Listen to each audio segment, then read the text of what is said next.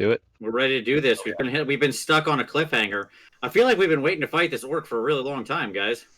I feel like It's been a while. I feel like I've been building to you guys fighting this orc for a really long time.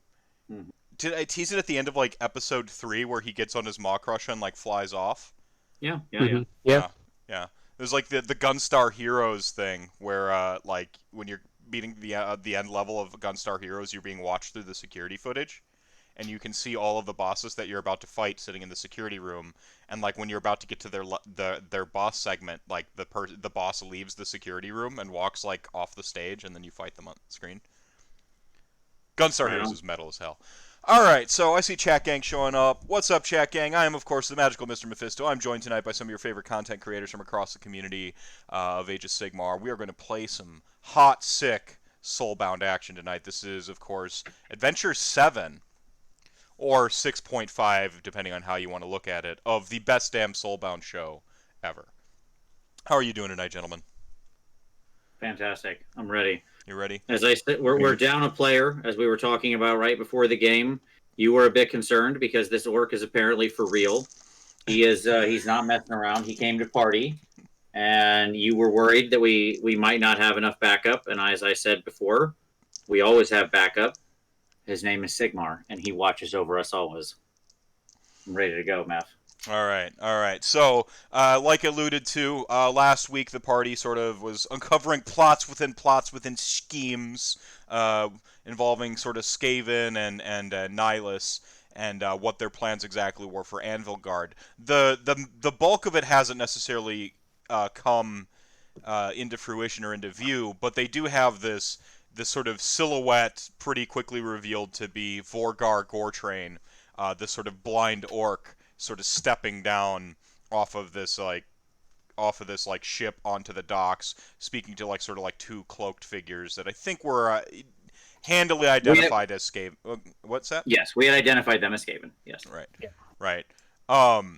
He sort of is in the process of regarding the party. I think someone threw out a one-liner. It might have been Laanissa. Seems like the type to shout out a pre-combat one-liner.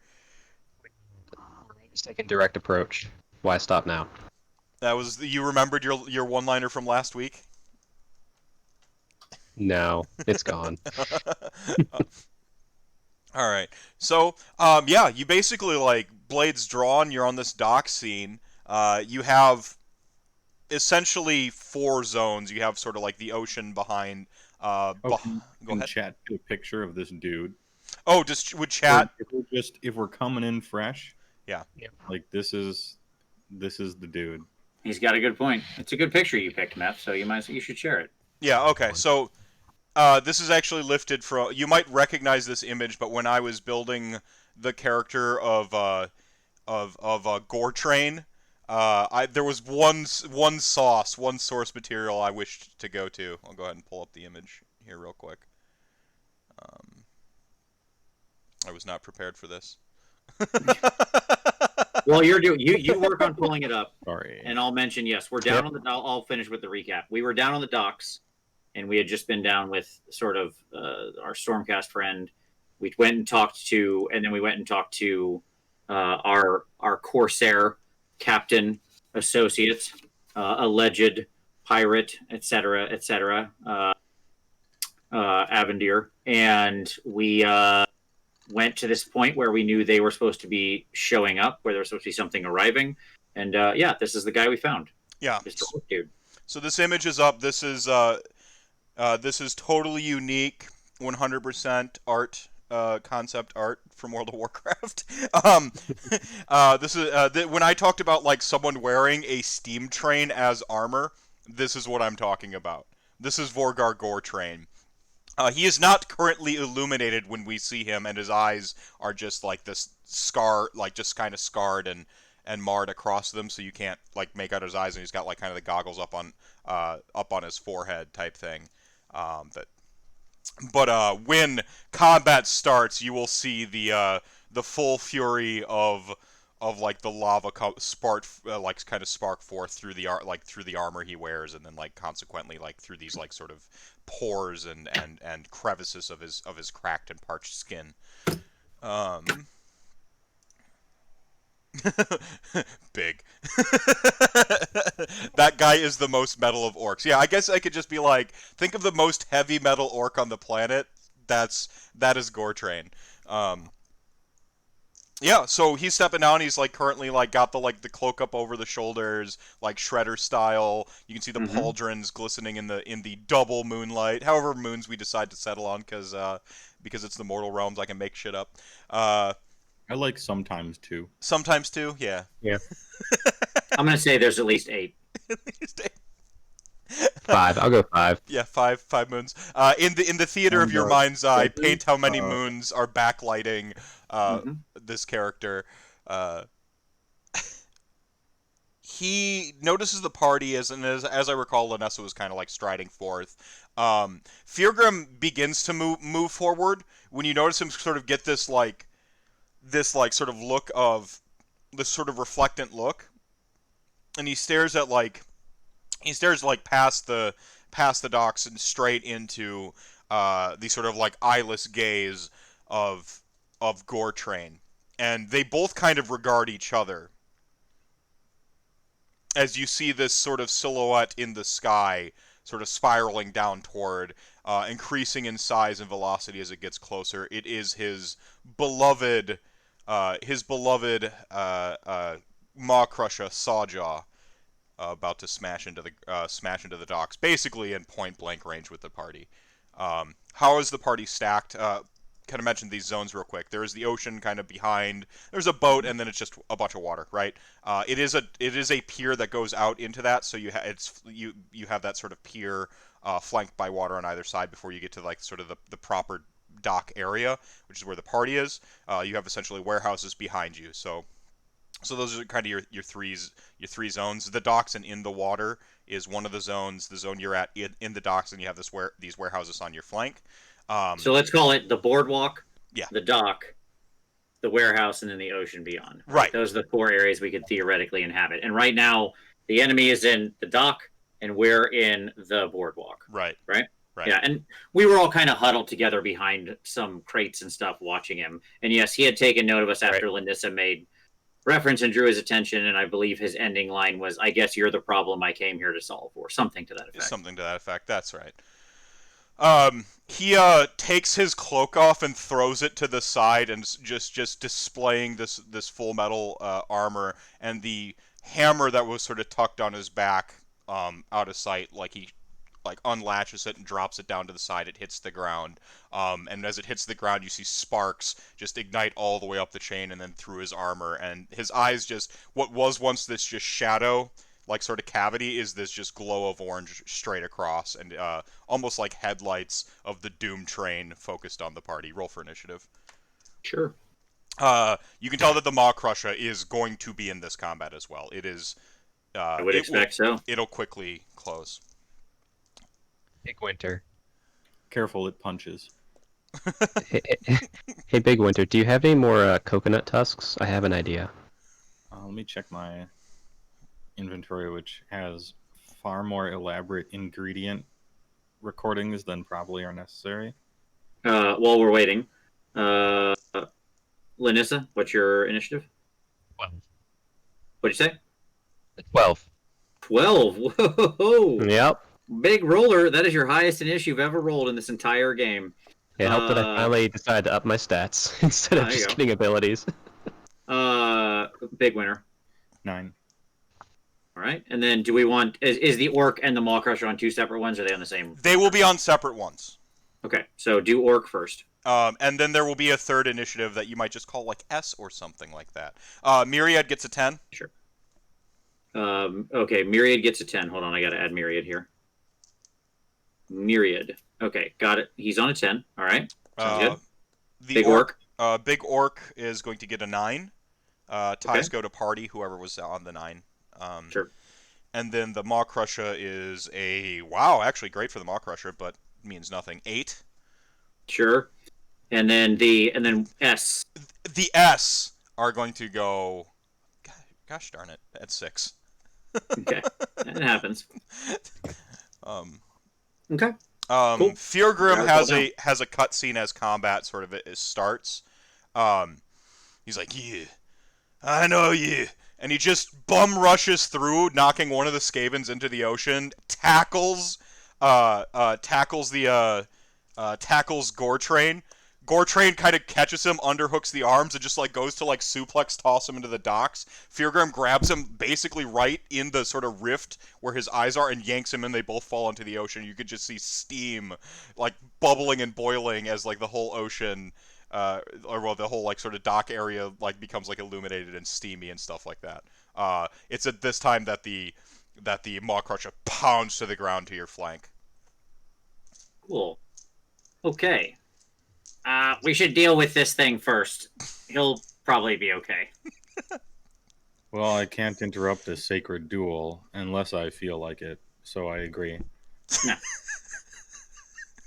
Let's kill the bird. Then we'll kill the bird boy. All right. Well, Laanissa. So the Maw Crusher lands in our zone, right? He actually lands like it's the clearest area it can land, and just smashes down. It's not in quote unquote close range right now, but it is in your zone. Yep, got it. The kill, and kill I shall. I will unleash upon the beast. Unleash the beast. All right. What's the defense? Big. He's so huge. The Maw Crusher has a has a great defense. Sorry. Okay, I'm good.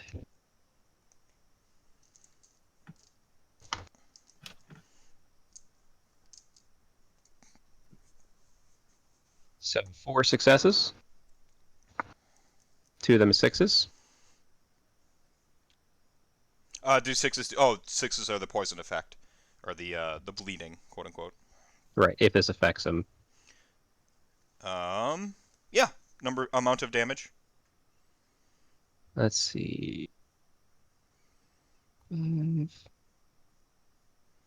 So it'll be 5 damage plus 1 extra damage of bleed.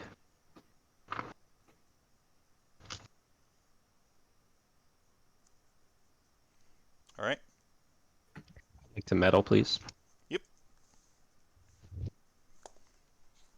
Oh, get wrecked. I like going up.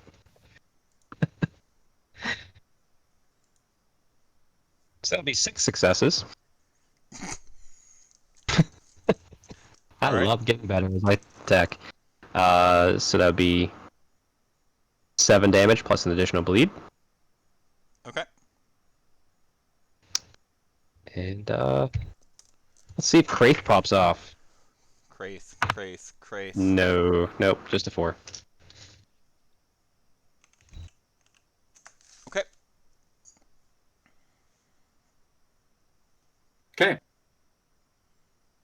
Who's up? Cool. That would be myself. There's a big giant monster. Yes, there is. There are a couple of Skaven around. You know that as the Skaven, this is not all the Skaven. Like you're almost completely aware. I get it. And which, given that, my response is to make sure my back is against the like a crate, like a box, something where I can't get stabbed directly in the back. You understand what I'm saying, right? Yep. And then I'll make sure I'm, close enough to support them, and I will take the dodge action. And I am done. All right. As I'm trying to clock the foes, let them come to us. The Skaven are going to sweep in on us.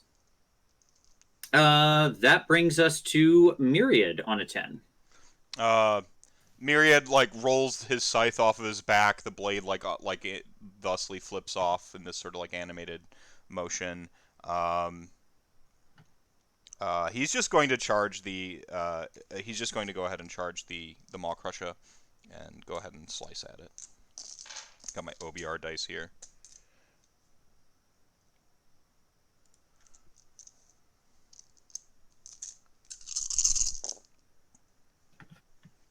With surprising speed.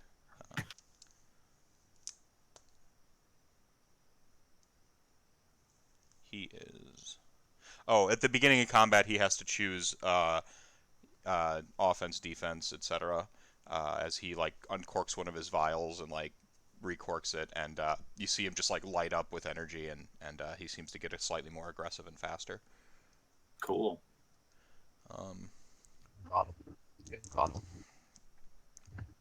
So He gashes it for about 8. Had there been other things in close range, he'd have done 3 damage to them as well, because he has a cleaving weapon. But so it's just a really impressive sort of wide arc as he splits the belly across this thing. The Maw Crusher actually seems to not be doing so hot. Well, good. Let's see if we can finish him off. That brings us to Bigwinter. Bigwinter, bring him down, boy. Bigwinter in the background is like so audibly thrilled by how huge this beast is that he's confronted with. He's charges like around the other people, like going towards it, and he's just like like the whole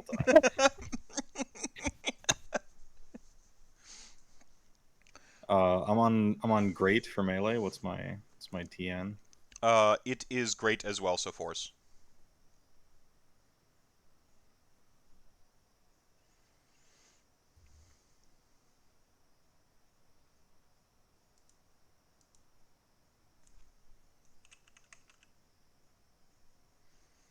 All right, I'm using my 2 focus, so I got 4 successes, and 2 of them are 6s, so I ignore 2 armor. So that's 6 damage, and ignoring 2 armor. All right. All right. And I'm gonna do it again. All right. Bring him down. Bring him down. Bring him down. Just saying. We all want to see it. Do it. Bigwinter smash. He could do it. All right. He could do it. This one is 4 successes, so 6 damage, but only ignoring 1 armor.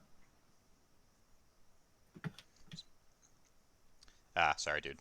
You don't get there. Oh, I have 2 metal. Oh, okay. Look, my body may be supreme at 5, but the mind and soul 2 and 3. We're no single attribute dependent over here. Well-rounded physically and literally. He's only mad. Yep. Oh, that's much better. I have no poker face with this. I want to see him kill this thing so bad. This is 2 6s and 8 damage. So it has ignoring 2 armor and 8 damage. So it has 3 armor. You ignore 2 of it, thus it blocks 1 of it. It had exactly 7. That's why I held up. Those of you watching on stream saw me hold up 7. He exactsies it. You can't write it like that, folks. Some of those like synchronicities of gameplay. Yeah. When it goes down, he's like, ooh. It's like on top of it.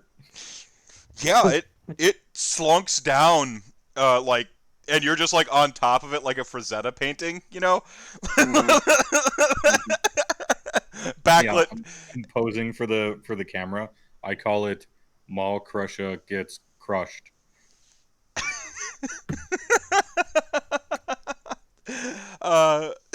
Who's up next? Okay. So next up is the orc in the ocean right now. Yeah, yep, go on. Okay, got it. I assume there are things happening. Do we see like literal boiling steam coming out of a portion of the ocean? Oh yeah, like you at some point you see Grimnir like spark his, or like he sparked his runes as he was running up too. Yeah, he's all on fire too. So there's like yeah. Yeah, it's 2 fiery boys going at each other. Yes, I got it. Yeah. All right, they'll work themselves out. Okay, that brings us to the guy who's dead. So I'm going to mark him off there. That brings us to the Maw Crusher, unless he has some kind of. He's not going to reanimate. No, he's done. Okay. Then I will mark him off. Okay. Which brings us to S. All right. The 2 initial Skaven. You see like them run sort of like weird, almost scarecrowish, like kind of bobbly and stuff forward. And as their cloak kind of like pulls away, you actually see that it's 3 Skaven each. Mm-hmm. And they like kind of come like rushing out. They're going to just basically two apiece at the party sort of in close range with the Maw Crusher's corpse. Skig, you are never caught unaware. You become super, like, concerned with the sort of flanks and the rear as, like, the windows and they just Skaven come pouring out. It's not quite as bad as the stone in the cave level of Skaven, but you're talking about another dozen behind you. Okay. Sounds good. For 18 total Skaven. Okay. Easy. None of the mostly gutter runners, none of the slightly better ones. Gotcha. No Death Masters, only gutter runners. Correct. Okay. I'm I'm in the middle of rebasing 300 Skaven, so it's all very familiar to me right now. Bigwinter, what's Guys, your armor? Bigwinter, my armor is 2. or not armor. I'm sorry, your defense. My defense is good. Good. It's gonna be 3 damages at you, followed by 1, which I believe planks off your armor. Laanissa? Yeah, I'm in medium armor, so it's got. Wait, did you say 3 damage? 3 on the initial, and then 1 off. After, is it 3 after my armor or before? Before. Okay, so I take 1. Yeah. Laanissa, what's your defense? I'm pleased to say it's average. Yeah. So they're on 3s. Yeah, it's average. Yeah. Not too bad. Not too bad. 5 off of the initial. Got it. And then 3.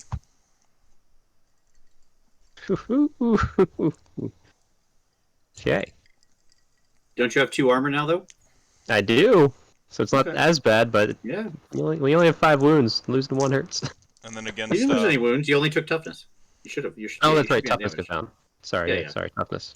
and then You're okay. Myriad is It's been a little while. Myriad is good defense, so 2, which his armor will take care of. As it glances off of his Eldritch Cuirass, and 1 which he like spins his scythe and parries and traps it, and he just like locks these sort of emerald glowing eyes on the thing. None attacked me this round. Yep. They reveal themselves, move into combat, and you have your back to the wall, so they can't all get you. Right. Essentially. So I'm gonna say you've got like sort of, I think realistically about 4 of them can get it on you. So the rest are gonna. We got a big hit squad here. Yeah. That's fine. Yeah. Yep, they're I got it. Yeah. The eyes on the prize here. So about 4 on you. Sounds good. Which- Defense which- Defense is extraordinary. Yep.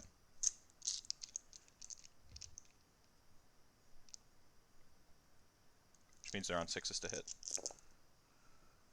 Nada out of the first one. Okay. 2 out of the second. Okay. 2 out of the third. 4th one. Okay. 2 out of that one. That's good. My armor and faith. Yeah.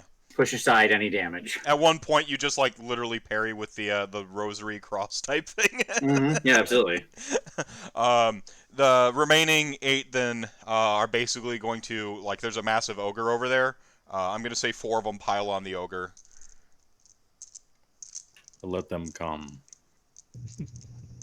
And then it'll be 2 apiece on 2 more on Laanissa, 2 more on Gotcha. 2 more on Myriad. Okay. So we'll do Myriad first. His armor takes care of that.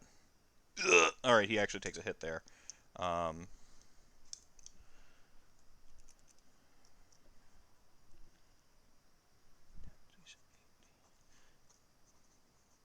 Okay. Laanissa. Nothing on that one. Wait, one. Sorry. That compensates for the hit that he just took. And then 4 this time. Bigwinter. First one. You were good, as I recall. 2. 3.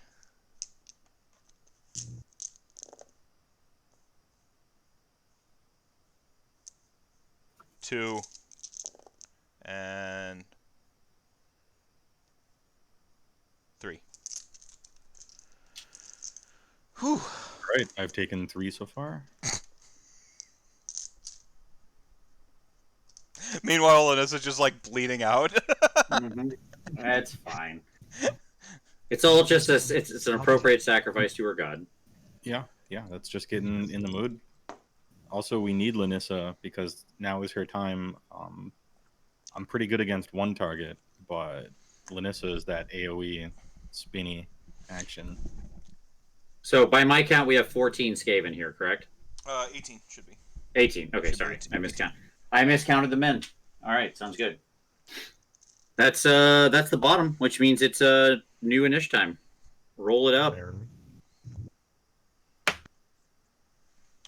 Myriad's on a 7. Okay. This is on a 9.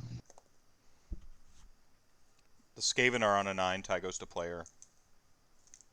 Hold on. I'm sorry. You said Myriad was on what? I apologize. 7? 7. Okay, got it. And then Skaven and Laanissa both on 9s. Skaven and Laanissa both on 9s. Okay. Oops. And then Bigwinter? Minimum, so 5. Right. And then the big bad orc. Vorgar will be on initiative 0, so he will be entering in at the end of this round. Gotcha. Okay. Sounds good. Okay. Let's see. Oh, not as great this time, but that's all right. When the whole party out initiatives the big bad the big bad Maw-Crusher that could have hit the whole area for like 10 damage. Mm-hmm. He could have entered bursting bellow to all of us. Yeah, sure. Yeah. No, it was good timing. We pulled it off. We got it out when we needed to. Yep. All right, so I'm first on a 10. So there's 18 Skaven in our zone. What kind of armor do these? I assume these guys are just wearing robes, basically, right? Like standard. Yeah. Like they have some light armor. Light armor. Yeah, they're effectively wearing light armor. Cool. Between like sort of like like padded armor and like patches of leather and cloaks and stuff. Mm-hmm. Cool. Right on. Okay. For my action, I will take the dodge action. Okay. I will then spend a medal. And I will unleash the light of Sigmar upon these people. Okay. I feel as though they need to see what true faith looks like. I would like to just a moment here. Sorry, I need to bring up a little document. Just one moment. Apologize, everybody. No, you're fine. All good. All good. Okay. No, now I will never be able to compete with Critical Role because of this delay. Sure. I'd like to use a Soulfire, if the group is okay with that. I can definitely cook us a meal after this. Sure. Okay. As he eyes up the Maw-Crusher. So I will spend. So I used one medal to do this action. I will spend another medal to double my training in devotion. Okay, which will put me at 10 for this. I will grip and rip a Soulfire to maximize this out. So this will do 10 damage to everything in the area. Every Skaven will take 10 damage. The allies are not hurt. It ignores their armor. Okay. Would you like to do your own flavor text of 18 Skaven becoming cooked? Yeah, I mean, I hold the light, the hammer icon of Sigmar alight, and it flares with a white holy light of the core of Aesir itself. The heavens themselves spin and focus through this thing as I just like beams of individual light spread out like just a disco ball of Sigmar's fury, and hit them all. Yeah, they're like they recoil like from the light and the pain, and they are seared to but ash. The overkill is so immense, and the funk hangs heavy in the air beyond any sailor smell or weird imported goods. It is just burnt Skaven, like it just catching those wafts of steam coming from the ocean and just like boiling up into the air. Fantastic. So that's 2 metal down. I will spend another metal, and I will heal everybody. Nice. Including Myriad, obviously, by the way. He is not left out of Sigmar's holy touch. Okay. So that'll be 4. Perfect. Myriad back to full. I am done. That was a productive turn. So as that happens, combat's happening sort of simultaneously. You know, we just break it down to actions. Over the course of this sort of round, you notice little sort of sparks of like crackling green electricity, sort of blipping and sort of tearing in various places throughout the sort of behind you around the warehouse district and beyond. Okay, so we're dealing with a full-fledged invasion here. Like, what I'm seeing are little our gnaw holes being ripped open. Yes. Right? That's how I would read it. Yep. A lot more Skaven are coming into the district. We're dealing with some kind of invasion. All right. Cool. Well, next up, is Laanissa able to... I guess then that's the rest of the... Like, whatever. Laanissa. I'll just go through this. Towards Skig and prepare my dodge action, I guess. Reasonable. Skaven are all Skaven in this area dead? Oh yeah, they're toast. Like, Yeah. You got them. Got them. No, I would not know what a gnaw hole is, so I'd be a little bit like, what the heck's going on? Let's stand next to the healer. Good play. Usually a good play. Brings us to Myriad on a 7. Myriad like surveys the area, like regards the boiling thing and looks at the blip and just sort of like crouches on the docks with the scythe behind, like picks up like a blade of grass, like, and just readies his scythe. Right on. I guess he will cast a spell though, just in case. Yeah, sure.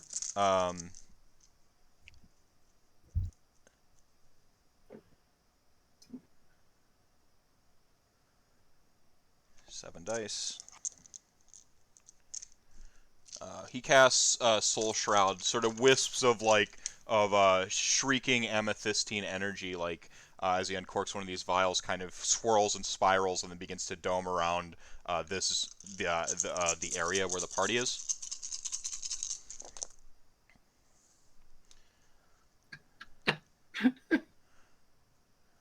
I just saw your comment, Heywoah.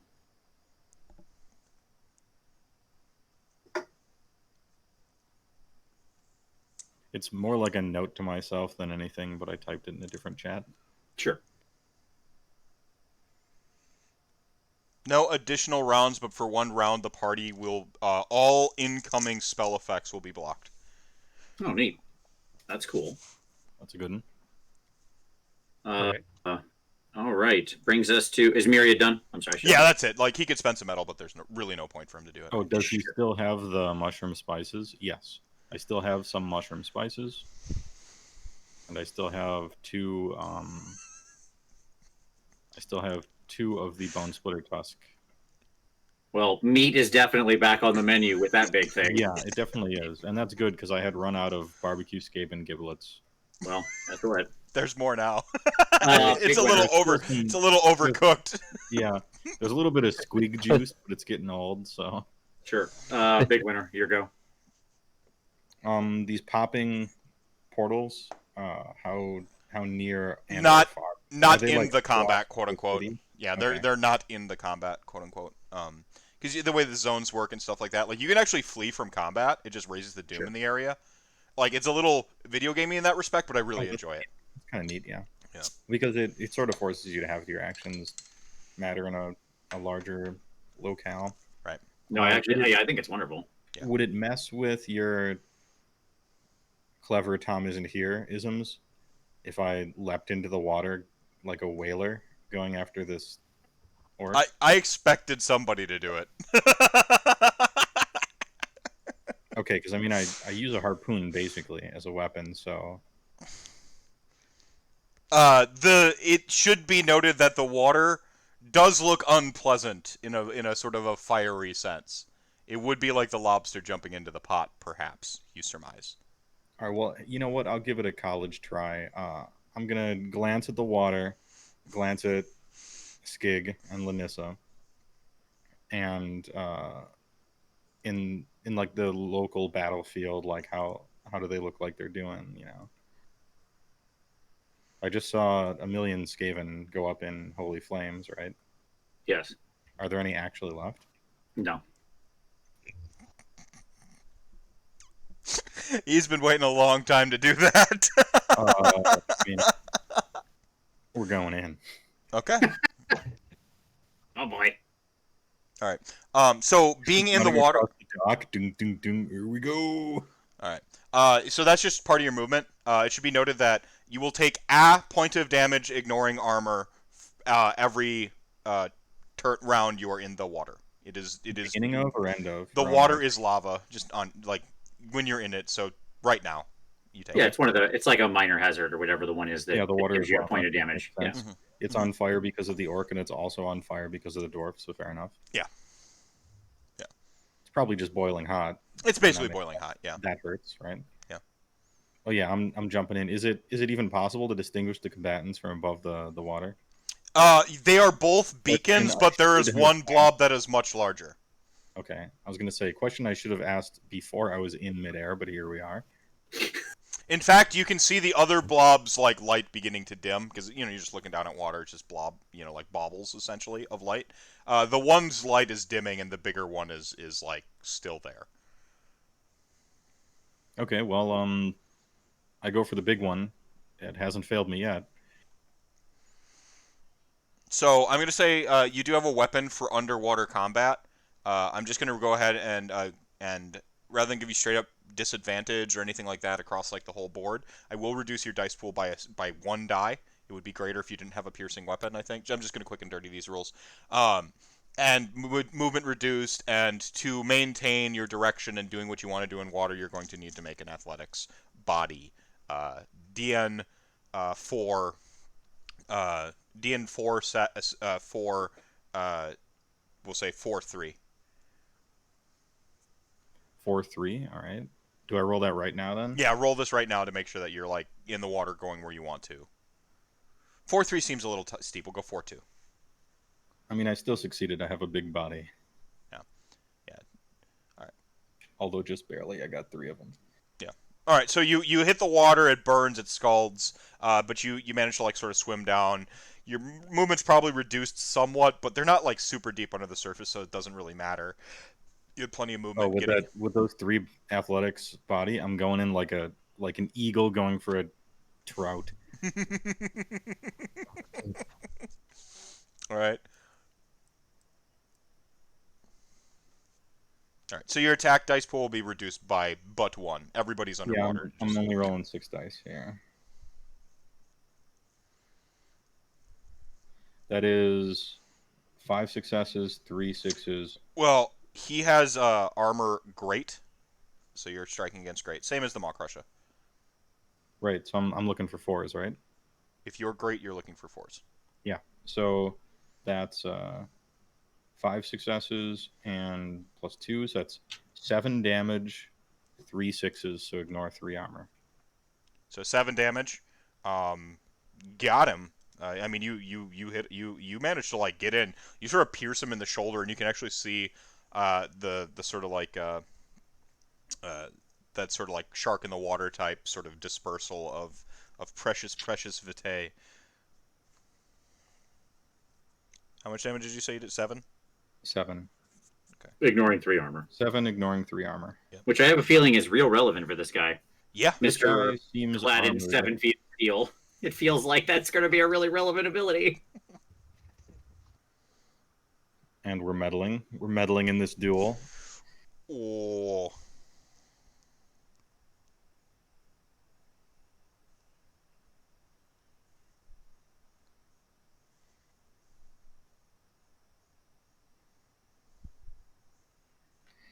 This one is 4, so 6 damage, ignoring 2 armor.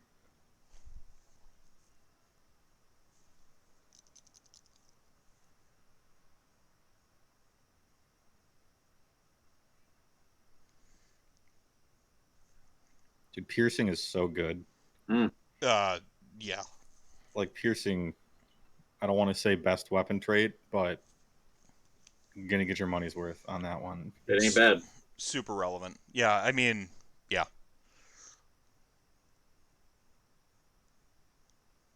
Okay, we good? That would be him on a 0, assuming he's Alright. still like Yep. whatever he's doing this round. Right, so we're kind of out of cinematic mode because you engaged him. So the situation has changed, thus will his actions, because he's an intelligent individual. You are now underwater with him.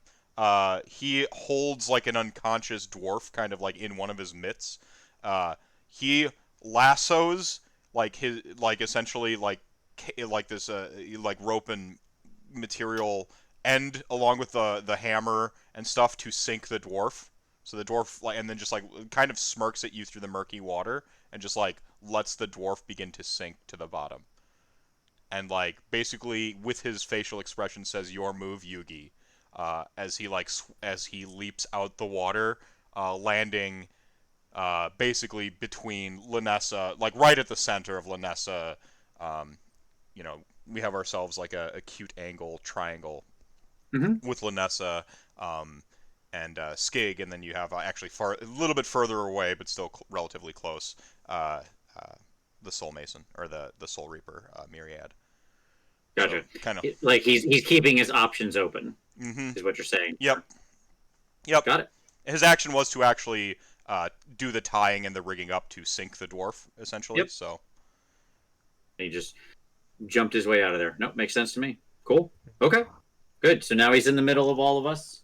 Yep. And Bigwinter's underwater with the sinking dwarf. Okay. He does that thing where he like does the completely silly like swim and then like explodes out like with this trail of steam behind him, like he is an eruption. Yeah, he Aquaman. We got it. Yeah. Look at him. He's super muscular. I get it. Yeah. He's got that Momoa build. I mean, this is what a body 8 orc looks like. Sure. Yeah. All right. Then that brings us around to Noonish. Yep. All right. I hate how high initiative you guys all have. I don't hate it. Well, I only have +4, but D6 is random. D6 is random. Laanissa. You saying 11? Yes. We've got to get you. We're gonna do a GoFundMe to get you a better headset. Okay. Just Discord. Everything else works. I can't figure it out. If I'm saying it's the headset. perhaps. Once it's the microphone waking up. I mean, I know it is because when you consistently then talk, it's fine. It picks it up, no issue. At any rate, it doesn't matter. Yeah. Just just be like, well, Vince, my initiative is, and then by the time you get to the number, I'll know. Yeah. Well, then, Yeah, big winner. do that. Adjust your voice activity sensitivity in the options. Oh, there you go. Yeah. Mm. You can slide that lever around, and your mic will turn on quicker when you start talking, but it might pick up some, air conditioning unit or like fridge in the back. So like there's some downsides, but The people you have tied up in that murder basement, or use in. push to talk, and that should solve it. Whatever the case. Big winner. What do you got? I got a 7. 7. Big orc. The Pain orc Train. and Myriad both get 9. Okay. Pain Train on a 9. Myriad on a 9. Very good. Player's choice if you wish for DMPCs to count as players or if I use the standard tiebreaker. I'll leave it up to you, man. It's I'm just going to use a standard tiebreaker for him, in which case he goes before the orc. I am fine with that. Okay. Oh, so Either you way, gave he us a would've won. false choice. You're like, would you like him to go first or first? Right, but it sets a precedence. Yeah. That makes sense. He's your guy, and I like Myriad. I think he's a fun NPC, so All right. Yeah, I like most of the people in Myriad's head. absolutely. All right. Lovely tips. His listlessness is from the fact that there's like 24 voices always conversing, and he's trying like the dominant one. You're like, yeah. Anyway. Yeah, we got it. We get it. You've communicated effectively through your verbal and nonverbal cues. It's all good. Thank you. All right. Well, Laanissa, you're starting us off. This work in front of me. What's his armor sitting at right now? He defensively is great. He's only great. Yeah, I'm sorry. Only great. Okay. Just wait till Well, you hear combat what hasn't ended. Well, I have a feeling he's stacked more towards armor than like fancy parries, you know. Well, he wields a two-handed hammer and like a great maul instead of like a shield. He would be better with a shield, right? And, But Yeah, he does getting have a to- yeah. Getting to great with a two-handed weapon is not easy. This guy's very skilled. That was not lost on me. I know how these rules work. so that will be 7 damage plus 1 bleed. Like just like freaking insulting his. Like... Get that sauce out of here. Speaking of good affixes, bleed ignores armor. Ooh, useful. Does it? I would assume I so, hope. yeah. Like any poison effect or something like that, it Yeah. wouldn't register your armor. You've already gotten past the armor if they're bleeding. Right. You have to. It's kind of assumed that you must punch through the armor for a poison or bleed effect to occur whatsoever. So, Let's metal that real quick here.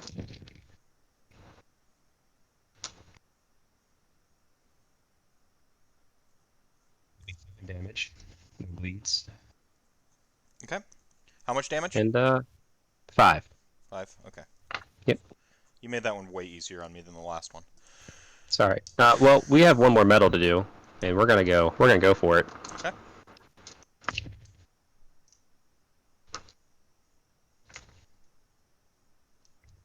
Six damage plus 1 bleed. How much soul fire does the party have? 3 right now. We hadn't burned any. We were at max soulfire. Okay. And so we used And- 1, so we have 2. No, I'm counting the one gone. Our max soulfire is 4. Okay. Number of people in the Okay. party. Alright. Gotcha. And let's try the Kraith. Nope, that's a 4 again. My dice is failing. Boo. I'm gonna get out All right. different Kraith dice. You got a gambler's fallacy. Keep rolling the same one because you're getting all the numbers on it out of the way. There you go. We're out of the way twice. Myself, that comes to me on initiative. With this one big guy sitting here and given the current situation, I will simply, my action is to simply take the dodge action and again step back, keep my back against the wall. Laanissa seems to be in a duel with him. Bigwinter's under the water. I'll, hope that he's coming back up. I wouldn't imagine he was defeated that quickly. So hopefully he's going to come back up with the dwarf any minute now. That's my, and I'm going to wait and see if I need to move over there to take care or heal them or anything like that. So that's my turn. Brings us to, I believe you said Myriad was going before him, so that would be Myriad's turn. Myriad wins the tiebreaker. So he goes first. Myriad, seeing y'all burn some metal, has decided this will be an awful lot of fun. So the first thing he's going to do is cast a spell.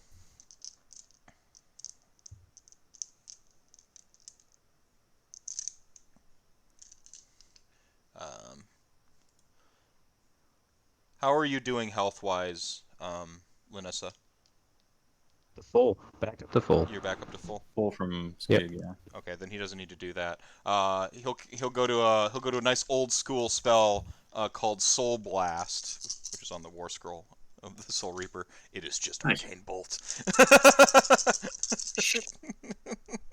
But it sounds cooler when you call it Soul Blast. He'll go ahead and focus that.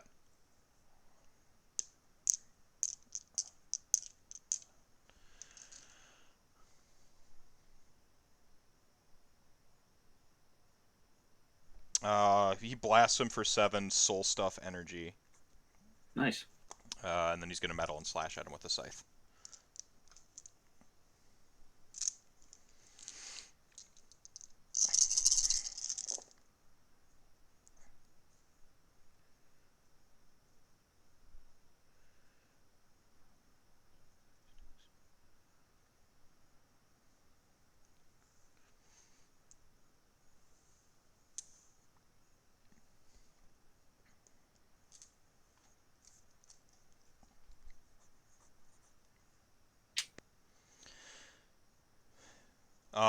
He cuts pretty deep into him.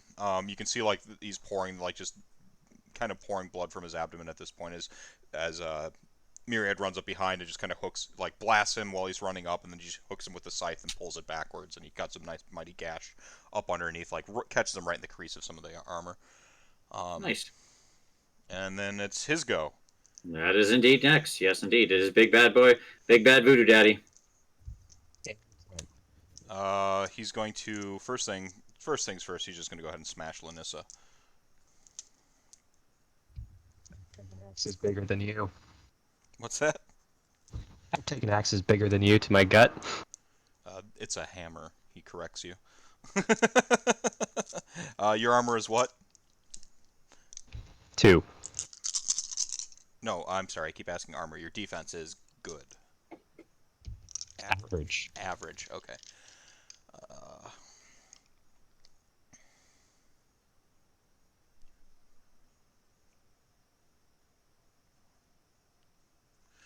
Okay.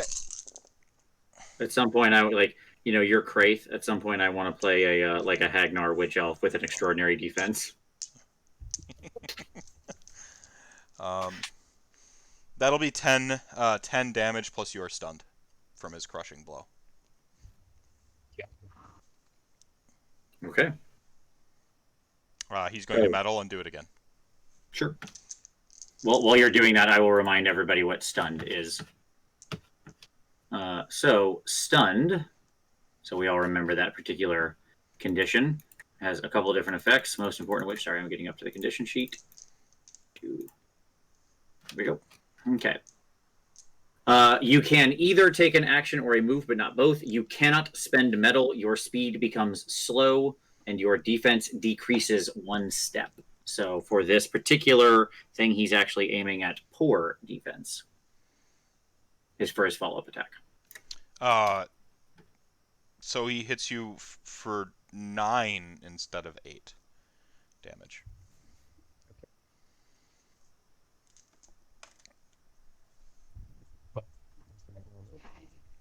Take 7. And I have 1 toughness left. That goes to 0. Yes. So so in other words, he removed all of your toughness, right? Yes, it's gone. So does it go into my wounds now? I forget how wounds work. Yeah, it's you take a wound. I'll get you here. Hold on. Just know that you're wounded. It's fine. Like for now, it's not gonna it's not in the most immediate sense. Is this guy doing anything else to her? He has but the 1 metal. Okay, got it. So I'll get your effects and I'll handle you in just a second there. This is the one thing I haven't internalized of how you go into the wound track because it's actually pseudo complicated. Mm-hmm. At any rate, that's fine. That's going to be the end of his turn. So that brings us to Bigwinter. All right. I'm going to. Is getting the dwarf going to be 2 actions or 1 action, do you think? Getting to him will be like your turn, and then getting out will be your turn. Okay, so fair enough. 2. I'm going to attempt to get him. This will be the athletics check. This will be the 3 instead of the 2. 4-3. I got 4. Nice. You get to him in quick time, kind of unlasso the thing around his neck, and you hang on to the thing and like sling that over your shoulder because that is his like equipment essentially that he used to weigh him down. His hammer and whatnot. And metal and come back. Yep. Okay. Is this another? Yep. Coming back out now. And that's 3. All right. Exactly. You kind of like come up on the at the little like paddock at the bottom, and then like you kind of lay him on the earth, and then like you have just enough movement to kind of be on a little like sort of beachhead beside the dock. All right. So may I ask very quickly, Laanissa, how much damage did you said you were at 1 and you took 7? Is that correct? So 6 punched over your toughness, I believe, is what ended up happening. Yep. So you took a deadly wound, which fills 3 spaces on the wound track.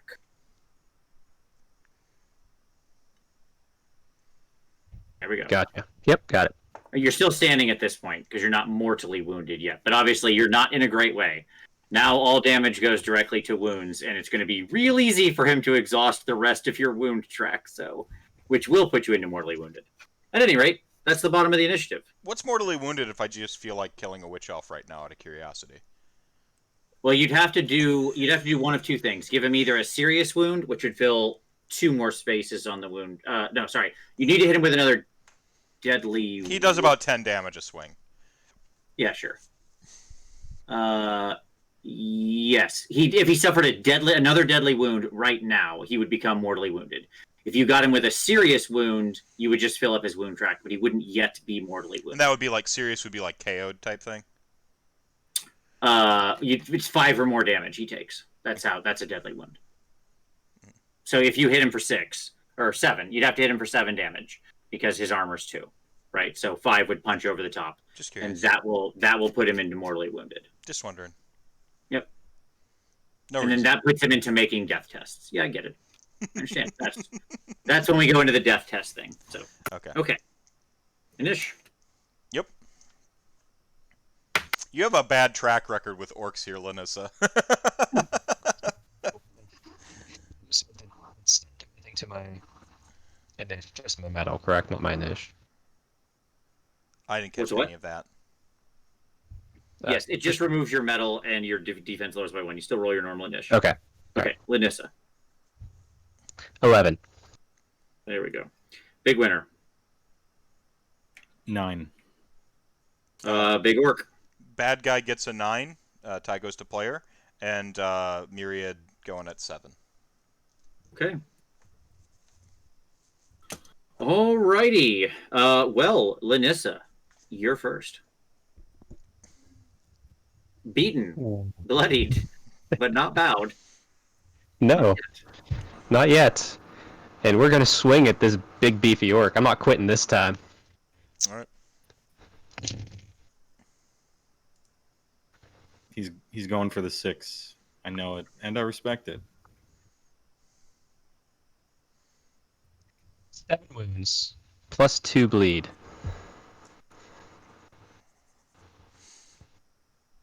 So Myriad like hit him, and you just kind of come up with like the double daggers right up where like Myriad kind of split the armor in front, and you just like the blood's like pouring out. We're going to use our metal we just got back, and we're going to try and climb him with my what are they?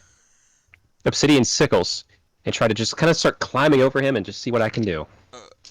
So this is complicated because is this more of a grapple or a? Are you? Yeah. The question is, are you being descriptive of your actual Attack? Descriptive. I'm Okay. just trying to put as many holes in him as possible. Okay, all right. All over the place. All right, yeah. So attack rolls. I'm not trying to mount him. Yeah. All right. No, that's for later. Yeah, that's for the after stream. That's the later at night. Yeah. Mm-hmm. Soulbound After Dark. Yeah, Rantcast after dark. Yeah. 6 more wounds plus 1 more bleed.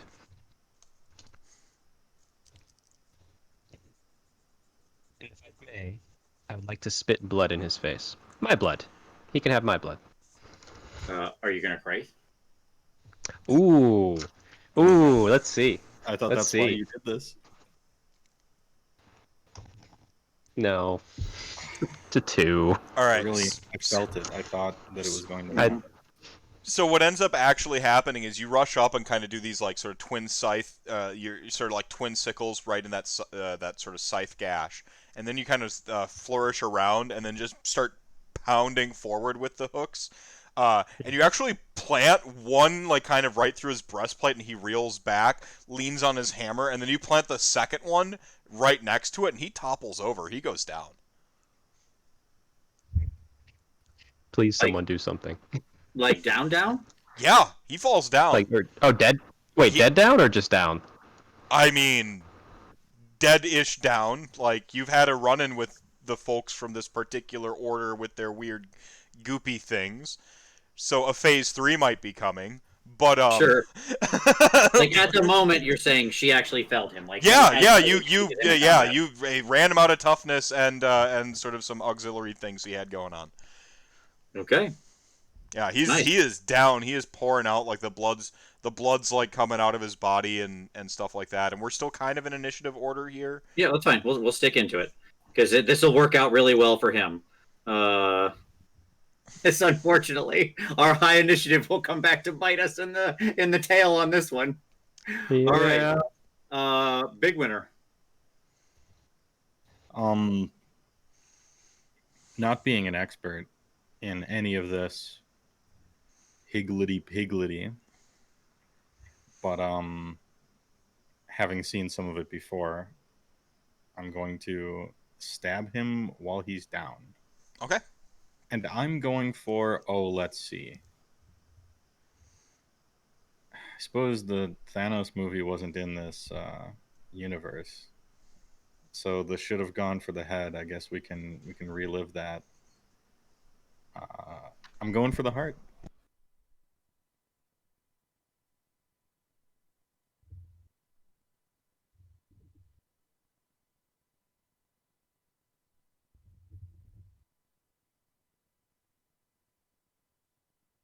We lost our GM for a moment. All right. What'd you do? I'm going for the heart. Okay. Am I just attacking meat here? Yeah, his armor will still apply, but it's like attacking an average or poor defense at this point because he's not guarding and moving. So sure.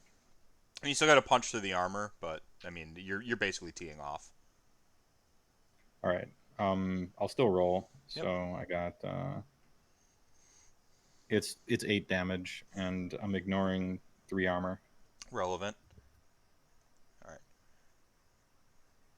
All right. So what ends up happening is it's almost like you hit him with the defibrillator, and you strike him in the heart, and like the light just goes out completely from his body and like almost sort of wreaths out and snuffs out like a candle. That sort of magma stuff. And then quickly you see like the blood that's just kind of smattered out from him like a Rorschach test begins to like pool back into and sort of like spark and ignite, and rather than being this sort of like magma like sort of phosphorus style like fiery blood, it sort of goes into like that sort of ethereal crazy axiom. This isn't quite what you've seen before, but you do see those flecks of amethyst crackling with some like little sort of like tinsels of green as it pulls back towards his body, and his skin goes like sort of just completely like stone slate color, like devoid of anything, completely pallid, and you've like Can I like, because I got him sort of on a shish kebab here. Can I like move his body away from the goo that's trying to get to his body? I mean, it's mostly for effect, but yeah, okay, you can do that. I didn't know if this was like a quick time event where it's like press square to him, otherwise he'll get back. Like.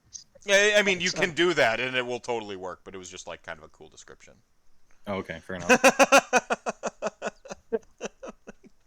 Like the ogre just sees it and is like moving away from it. Yeah, I'm just like, and it's at that point where he like kind of grabs the spear.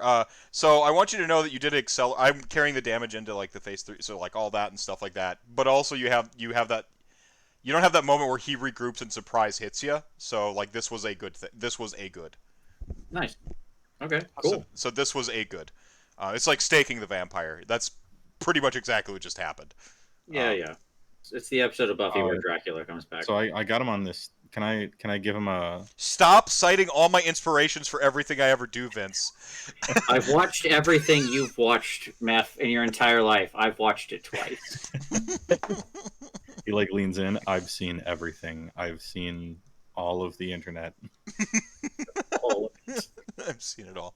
The extras episode. Can I give him like a wood cutting hacksaw, kind of, because he's on this, and just like that's my like you try to like kind of twist attack. or plunge. Yeah, you can do your metal attack.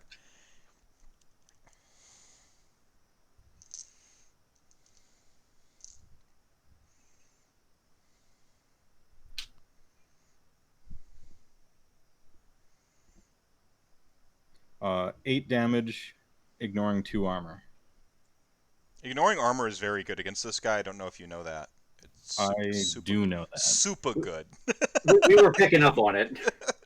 Yeah, ignoring armor wasn't doing shit against any of those Skaven or anything where I'm like killing one Skaven out of 18 a turn, but against Mr. Abrams' tank as a 3-piece suit, it's not bad.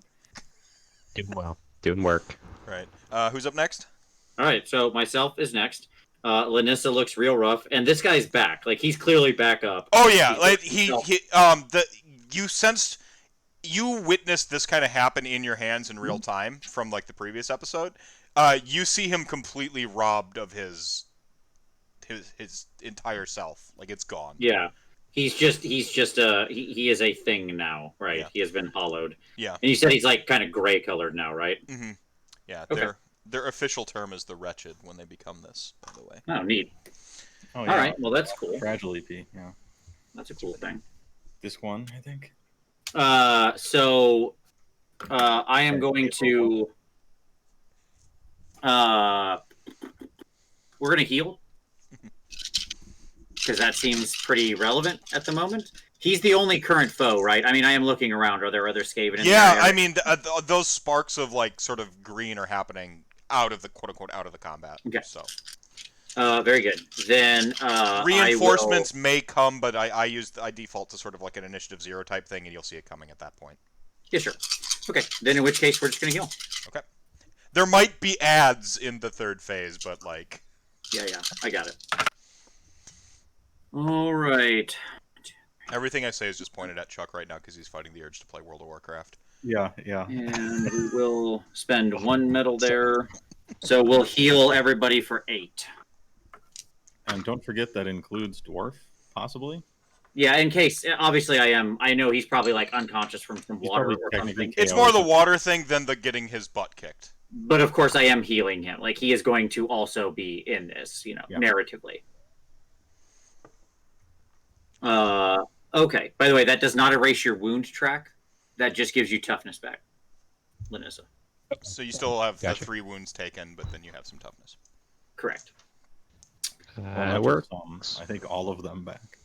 Each of the toughness back. Nope. I have all but 1 left. Back. And that is me. That is Big Bad Guy. Myriad goes after him, yeah. Alright, big guy, is Maul. Like, you see these sort of, like, tendrils of the weird sort of viscous blood stuff, like, wrap around it, like, Venom style, and he just kind of, like, lunges up and over and smashes it into the ground, and, like, this sort of, like, rose-like effect of all the blood and viscera from, like, the total combat that has occurred erupts upward, and hits everybody in the zone. How pleasant. What are we making? You're just all getting attacked versus your armor. This is an AoE thing. You will be needing a DN for might or be prone. Okay, DN for might. DN for might. Oh, might is under athletics. I cannot succeed on it, so I will definitely be knocked prone. Like, I cannot achieve 4 successes. Okay. I will enjoy this blood. I will still enjoy this blood. You still have a supremely amazing defense right now, though. Correct, Skig? Yes, that is correct. You're extraordinary? I'm extraordinary right now. Yes. Okay. You are hit but once. Good. You are still knocked prone, but the armor like sort of takes the brunt of the blow, right? Got it. Yeah, sure. I put the shield down and like armor up. I'm like, ah! And then it just kind of knocks me over. Yeah. I got it. Yeah. We'll do. I know that you're average. We'll do you next, Laanissa. Average.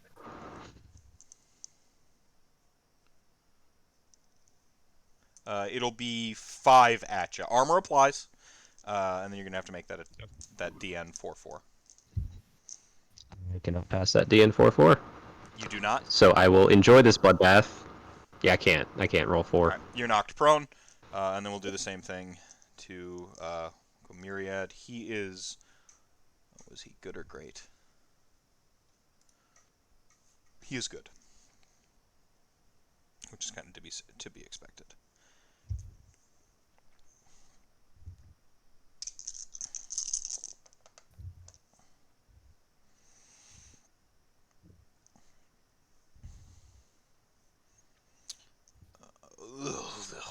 Myriad's gonna take 6. Yikes. So Uh, we see him get rocked, right? what's that? We see him get rocked and get Well, knocked I out. mean, his armor absorbs some of it too. So Yeah, I understand. It's just he clearly got a solid hit. yeah, he took a big, like, he must have been right where all the pool of the Skaven were, the bulk of the Skaven, and so this just just pummeled him like a fist. Hang on, I'm using your character sheet now. I was using a PDF previously, but your sheet does all the maths for me. Doesn't it make it easy? Makes it way easier. Wonderful. All right. He does manage to stay standing, so he kind of like gets smashed back, lifted off the ground, and just like sort of slides across his feet. Boards like kind of splinter and pop apart as he's like now kind of on the dock side of everything. And then Bigwinter. Well, it is technically possible for me to pass this, although unlikely. You are what, good in armor? Oh, I was going to do the might thing. I got 5 dice. Technically, I can get 4. Yeah. Your good armor though, yes. Yes, good defense. All right. You take 4, so you're blasted for 4 damage. Is this like blast wave ignoring armor kind of thing? No, it hits armor. It does hit armor. Okay. And I got but 3 successes, so no. All right, you're knocked prone. He's going to metal. You are the one who, like, you're kind of like set, kind of cascading back, and like obviously your pike kind of like plunges back from his chest. He's gonna metal, bring the hammer up, and it's like almost like he's not even holding on to it, but like it's as it's sort of like coming into his like grip, and then like smash it down on you. Hey, roll bad, I guess.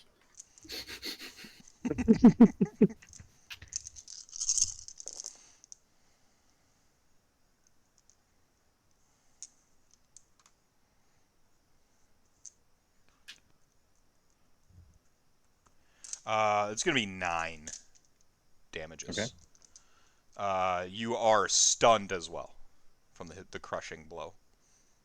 All right, I have exactly 0 toughness left.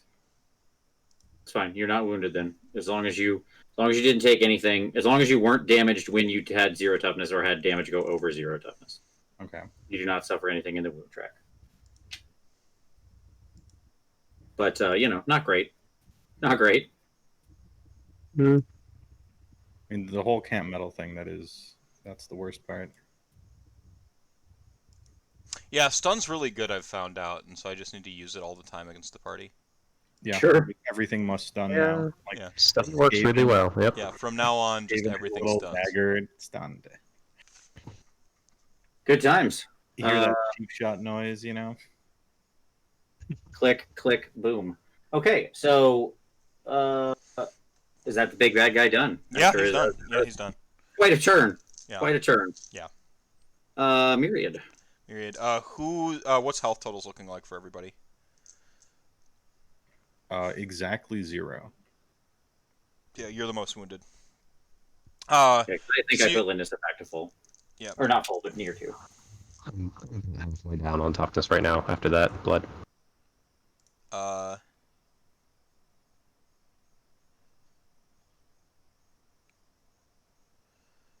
You see him rush forward, and like, sort of like swing his scythe behind him, and then like, essentially reach forward, and this sort of ghostly essence from his body, like chains wraps around the dude, and then lashes out and hits you on the it hits you on the ground, Bigwinter.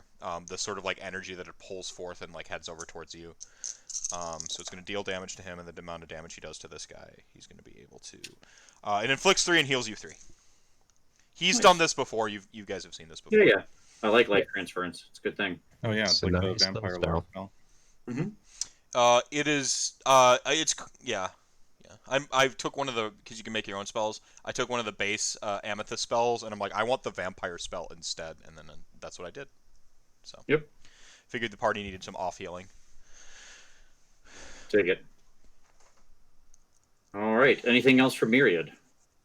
I guess he does have metal. He does.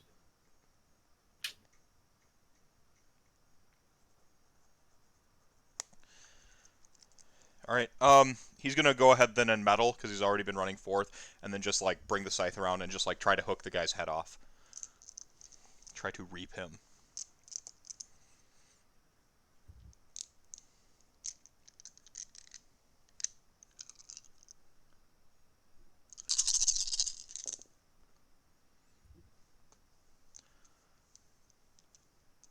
He lands the big strike.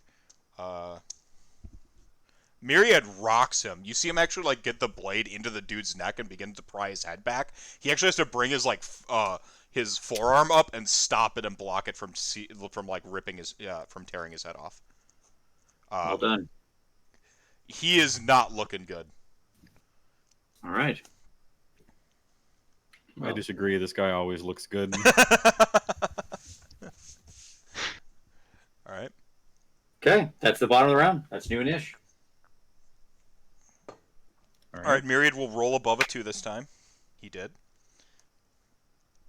Guy rolls good too. Laanissa. Happy here. 13. Okay, see, there you go. You said some Messed stuff first, up. and I heard that number clear as a bell. Actually, I also realized my volume on my microphone was at 80 instead of 100. Oh, that probably also helps. Big Really winner. helped, yeah. I rolled high for me, an 8. Nice. Big bad orc. Big bad orc. Big bad orc gets an 8. Okay. Myriad gets a 9. All right. Well, let's bring him down. Okay. Shoot him. We begin with Laanissa on a 13. See what Big Winter's doing, and that's a good plan. So I want to try and jump upon the orc's shoulders, take my sickles, hook it under his jaw, and just use my legs. Pretty much I want to deadlift his head off his body using my sickles. Yeah, so to paint a picture with words, Myriad is behind him, like Big Winter's in front of him, like still with his like pike up near his, like Yeah. partially in his chest, and Myriad's like pulling back with his scythe from like the ground level, and so back and down. You just like prop on his shoulders. He's got like the forearm up, blocking one, blocking the scythe, and then you just come in with the 2 sickles. Go ahead and roll it. You said you're deadlifting. Do you want some smelling salts or anything from? Yes, that would be wonderful. Eyes are redder, tears streaming down my face. Do I need to roll anything to jump onto his back, or just straight up I'll let attack you him? roll in athletics to see how sweet you look doing this. Oh yeah, that's what I like. Just don't botch it. Always a fan of the GM telling you, just roll some dice to see how awesome you look while this happens. Mm-hmm. Let's see, 2 6s, 2 1s, and a 4. 3 So- successes. Yeah. You do a nice little like sort of a front flip with a half twist to land on the shoulders, and then you just like Okay. make the attack roll. All right. Quite graceful. 6 wounds plus 1 bleed. Not quite. Well, we're gonna metal Okay. because it still counts as a rep as long as it doesn't go back down, and I haven't. That's dropped right. this far You're yet. just like Yeah. so you get both the sides in and just like, and he brings the other like arm up and you just like reel it back and bring him back in again. You're kind of like, no, I think pulling, the continual pull motion is more cinematic. So you just like kind of keep pulling, trying to break his guard. And so 6 plus 1 bleed. That'll do it. Yeah. So like you just kind of like the Vam brace sort of like snaps and like goes to the side, and you catch his neck and you pull the rest of the way, and his head pops right off like that old pop goes the weasel game you'd play with the daisies. So In the air for the next person's initiative. what's that? The head's still flying through the air for the next person's initiative. Sure. Oh, we're on the same page, I guess. Yeah. Big Winter catches it on his pike. Yeah, sure. Well, yeah, because the next person's initiative is myself and then Myriad, and I'm certainly not going to be like, oh, got it. Myriad just like is clueless. You know, like he suddenly goes back to that more like his more docile version once combat drops. Like he's no longer needs to be the murder robot and it just like hits beside him. He becomes like a Big Hero 6. You know, the robot in Big Hero 6, and just like, like he's too slow to react. All right. I believe so. So is that is yeah, all of that's our combat drop. right here? Yeah, Okay. combat drops. Yeah. Nice. Feels good. I mean, I am going for the skewer, obviously. Yeah. Oh, clearly. You catch it off the bounce though. Like it. Yeah.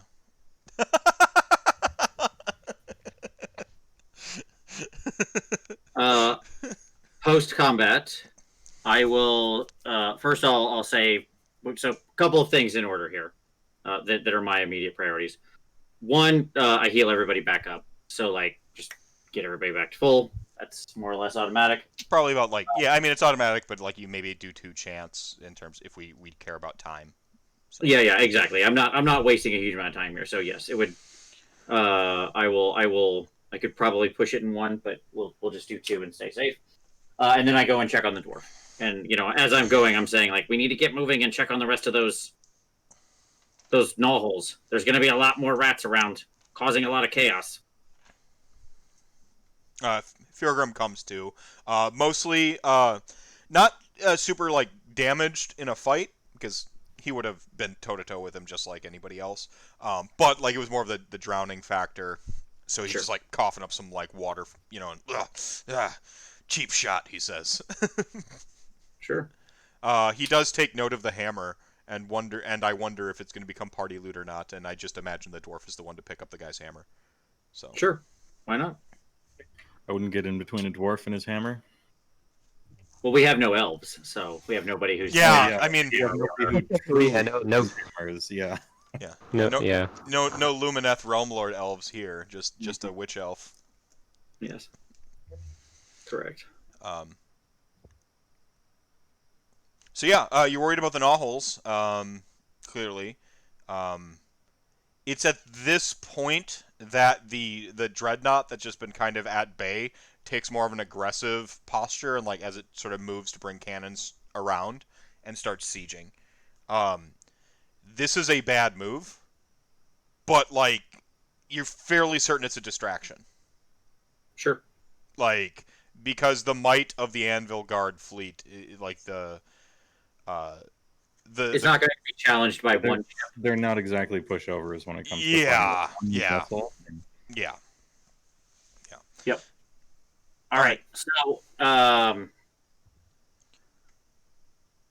okay, so if everybody's back at full, I think we should like we can help you out here, and I'll we can say like if this is okay with you,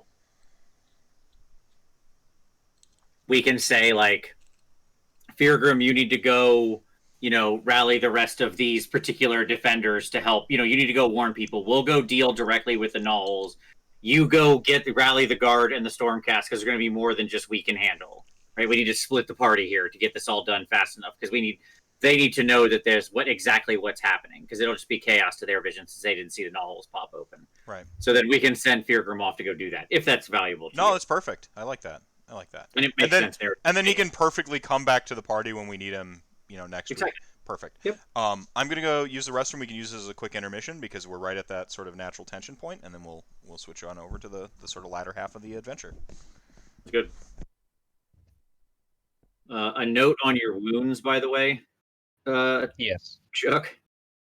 Those have just got to heal. I can stitch you from like 0 to 1,000,000 in seconds, okay? Right. But I can't actually cure a wound. Okay, so those are like resting or eating or whenever the DM. Okay. Yeah, they come back when we rest and stuff, but yeah. Okay. Good to know. It's one of the oddities of divine healing is that there's not actually that many good ways to get wounds back. No, that's for the best, really, in mechanics wise. I get it. Mm-hmm. Alternatively, if somebody had medicine, which I don't know if anybody actually has, like I'm not, you can use medicine to do it, but I don't have medicine. Yeah, I don't either.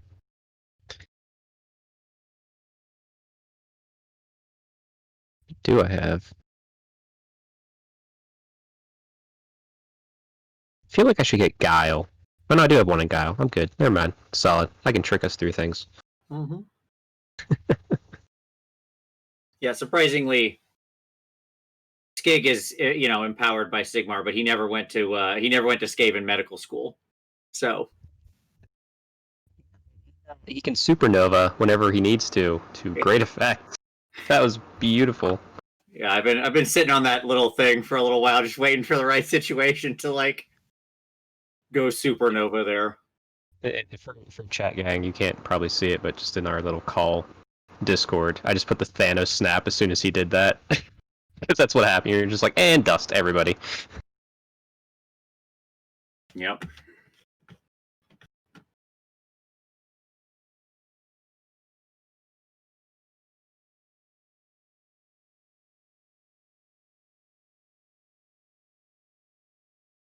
So Rocco said, "Isn't Skaven medical school just eat the dying rat?" Yeah, Skaven don't really have a medical school. It's more of just correct. You're food now.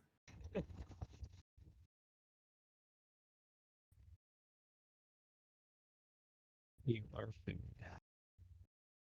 I will say that takes a lot of metal to pull that trick off. That's like a 3 metal trick or something. You have to build towards it. Yeah. Entirely.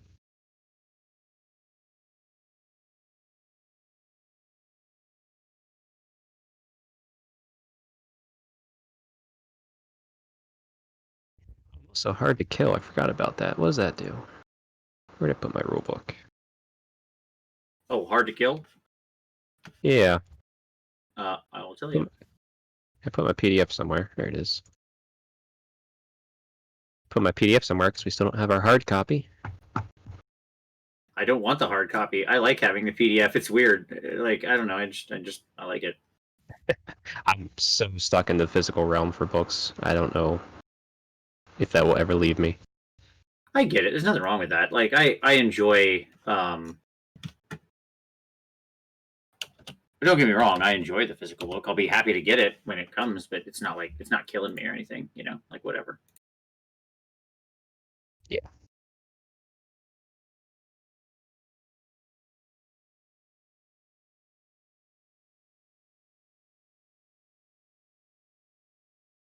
There we go. Jeez, that took a long time to get to. Okay, hard to kill. I gotcha. All right. So what hard to kill does is the first time you fail a death test in combat, you do not increase the difficulty number. The next test you fail increases the difficulty number as normal. Fortunately, you don't take death tests until you're mortally wounded, so we never got there. Oh, Rocco asked, is Tom all right? Yes, he's fine. Fortunately, he happened to get just very lucky and be outside the bands of the storm. He was like on the eastern edge of the state, basically. So he was fine. It basically missed him. He was in eastern Louisiana, like very eastern Louisiana. So he was in the clear.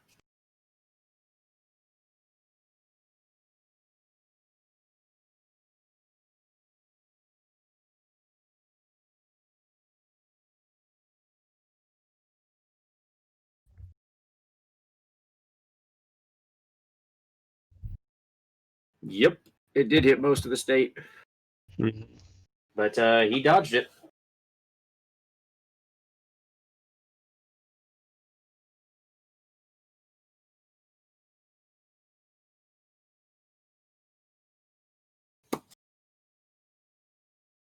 Well, back to bases.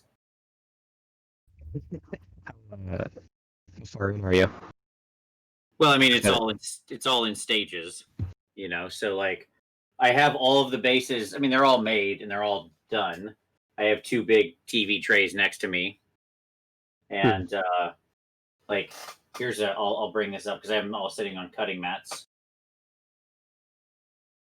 There you go. You can see that. That's a big stack. Yeah. That is a small part of the total. So they've all been primed and everything, and now what I'm doing is going through and just giving them a nice little dry brush to pick out all the detail, and we'll go back and we'll do some quick wet blending with some colors. We're going pretty simple here. What's the scheme, or are you waiting for the final reveal on that? Oh no, I'll talk about it. I don't care. Okay. Nothing special. So they're all it's in the sewers, so they're sewer bases. Okay. And they'll all have like a green glow coming from one side of the base or something. So. Ooh. And I have but like the bigger bases have special stuff on them. The 25 mils I kept pretty simple. They're more or less just the cobblestones of the sewers because I mean it's 225, 25 mil bases. It's not something I was going to go to the mattresses on. But the big ones are are fun enough, like stuff like that, where you can see the edge of the water and the little thing out there, and there's a little like pipe that'll be You gonna do a resin pour then? dripping stuff. That's Yeah. beautiful. Yep. Yeah, that's beautiful. And then some have more like designy sections in them, like that, right? I think it's cool you're going back to Skaven and like revisiting an old love. It happens very regularly. Like Skaven have stuck with me for 22 years, man, and it's just new things catch my eye, but there's always your first love. And yeah, I mean, if they release a new Stormcast book that's good, like I'll tell you right now, I will make this promise right here. If they release a Stormcast book that actually catches my interest with some cool things going on in it, I will absolutely do the Ratcast army. Do the host of Skig or whatever, Yeah, like the exactly. the Skig host.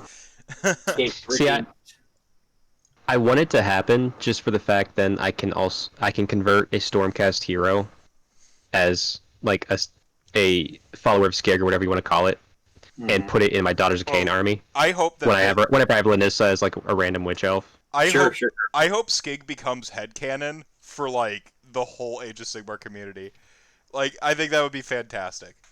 If like there's little like in other Soulbound campaigns, there's like little like not necessarily cameos, but like a throwaway line on like a newspaper, like Skaven helps save Anvilgard, or like just like little things like. If we want to push this, we just all pitch in. We find an artist to draw our characters in like their own representation. Mm-hmm. Somebody did draw Skig. Like it's a little work in progress. They shared it with me on Twitter. It was amazing. I did not see that. Is it on you retweeted it? I think so. I don't remember. I know I liked it and said this is awesome. Yeah. Yeah, it's cool. Like I mean, that's what at the heart of what I want to do is just inspire people and in turn be inspired by people, right? Like that's what storytelling is you're just it's what content creation for me is really about. I can get mad about the numbers sometimes. Not mad, but like disappointed. Like, oh man, I'm working really hard. I feel like my numbers should be bigger. But when it gets right down to it, like the people who are receptive to what you are doing is the best. When you do the thing and it resonates. It's pretty great. Yeah, ease us back. Any final thoughts before we ease back into this? No, I just say, Fyrgrim, there's a lot of gnawholes opening and the guard's not going to know what's going on. You need to go warn them. Get the Stormcast ready. They have to be ready to defend the city. It's going to be more than we can handle. All right. Yeah, do that. So distantly, somewhere elsewhere in Anvilgard, we see the sort of permanent mists that cling to the streets, wrap in a series of buildings like halos. And then you hear this sort of sudden roar, this screeching noise as if you turned on the car and forgot to turn the stereo down the last time, so you just get bombarded with this sound that is indiscernible. As reality itself tears apart in this green pop of light, and Skaven pour into the streets. At first, these great monstrosities that are more limb and engineering than rat even, with these great sort of alien weaponry attached to their limbs, spraying the area with bullets and light. Crackles of electricity sort of erupt beyond their shoulders, and then the storm vermin come kind of piling in around them. We cut to the party, who's now kind of made their way through the streets, kind of like sort of chopping them up as they go, with some of the sort of like gutter runners that have sort of like ran out ahead as like little scouting parties. We see like Laanissa cleaning her sickle on the cape of one of these recently downed gutter runners, and the party finds themselves on one of the main streets, recently vacated, sort of deeper into the town, just beyond just on the other side of the warehouse district. The buildings loom up, and you get these sort of crackles of lightning as if there's a thunderstorm going on, but it is coming from the ground rather than the sky, and so you have this sort of like reverse illumination crackling up in little spirals and zigzags. It is. You notice a familiar face, actually, like a 9-foot tall, clad in gold armor. Tamia Seln comes kind of rushing up to the party. She's covered in an all too familiar, like blood. She's got her staff, that sort of like weird, sort of like iron staff with her, and you can see that it is very, very clearly the source of the damage.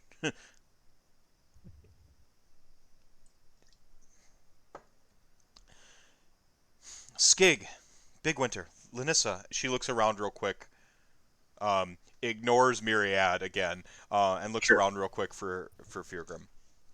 Fyrgrim went to go raise the rest of the guard and get them acting in the other parts of the city.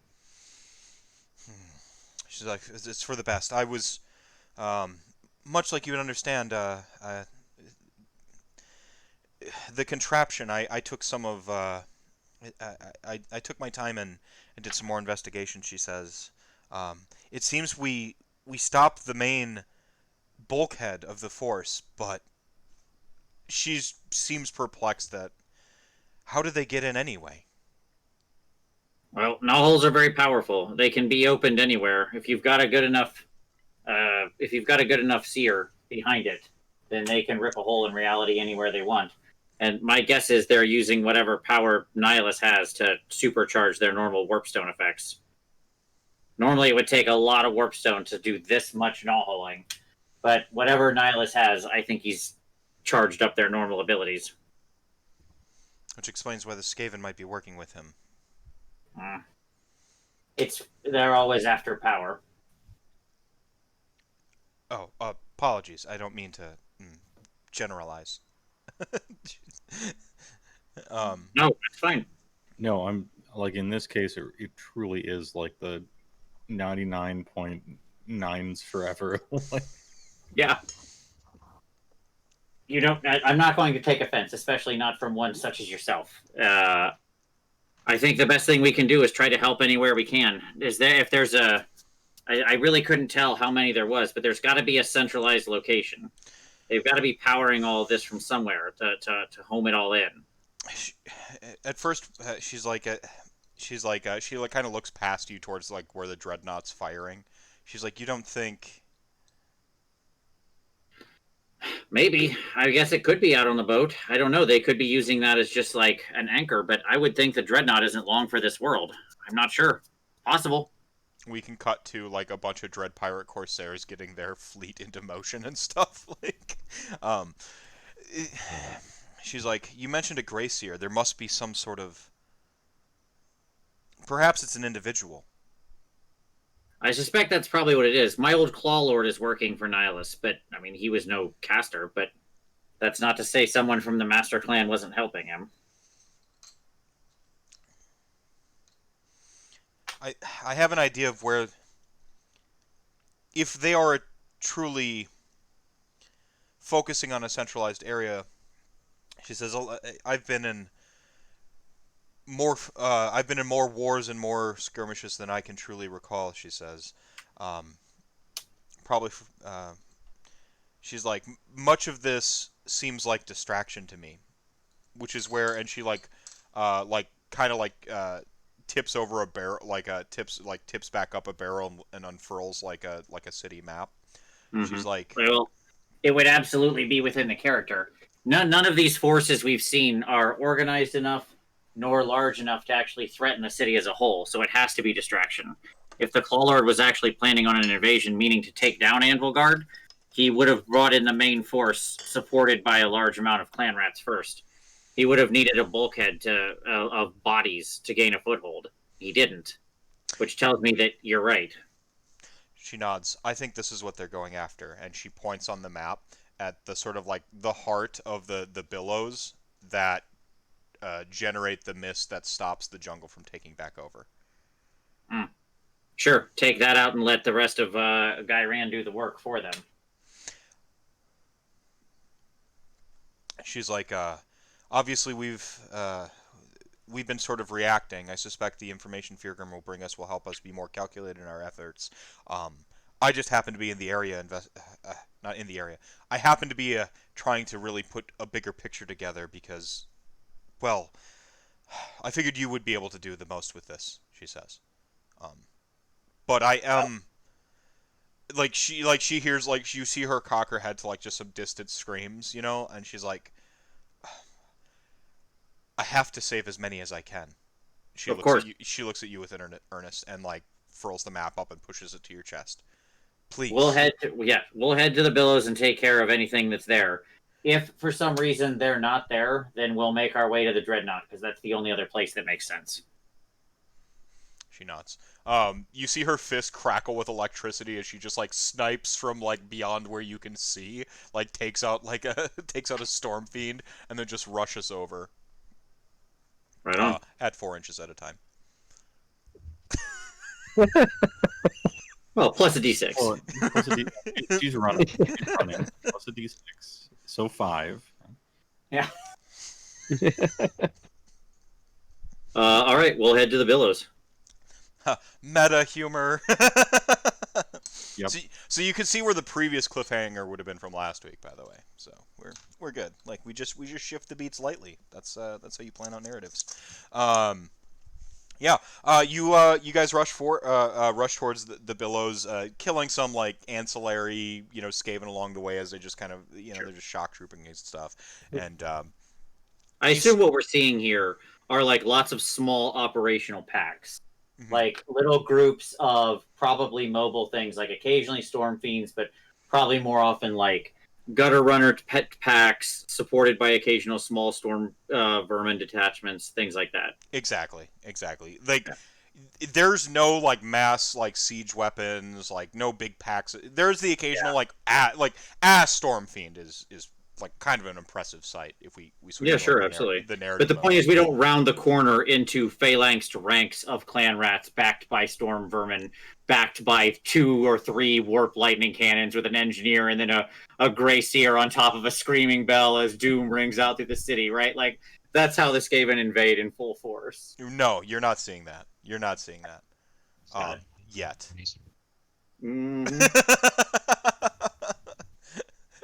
Well, I mean, that's what we're trying to stop, right? So. Yes, correct. Well, no, you did stop that. Remember what I said? Oh, good. Because of the giant warp thing that we stopped. Yeah, I told plan you. B is still a pretty good plan. Yeah. To be fair to the Skaven, pretty good plan.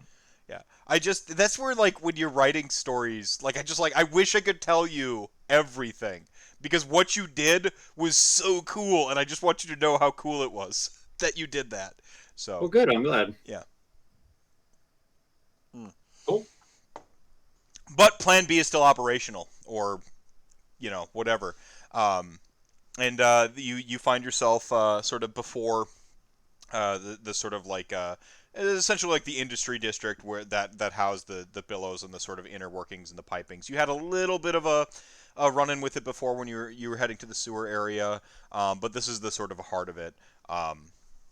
I mean, in this case, it's just sort of a big industrial center. It's got like a sort of, pipe works kind of coming out of it, like an old school, like sort of Cogfort style, like industry center.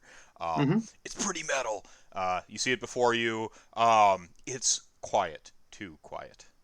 And you have this one sort of main, sort of like almost spire-like structure, from which all of the bulk of the piping comes. You can see like the sort of like rhythmic. Like there's a central facility. Right, and you can see the sort of rhythmic pumps of like the sort of like air being brought in and then pumped out, like rather rhythmically, and like the sort of steam being sucked in and then vatted out. Cool. Well, I don't know. Main building. Mm-hmm. Yeah. Yeah, like it's like a Midgar reactor, basically. You know, like for those of you weebs in the audience. Um,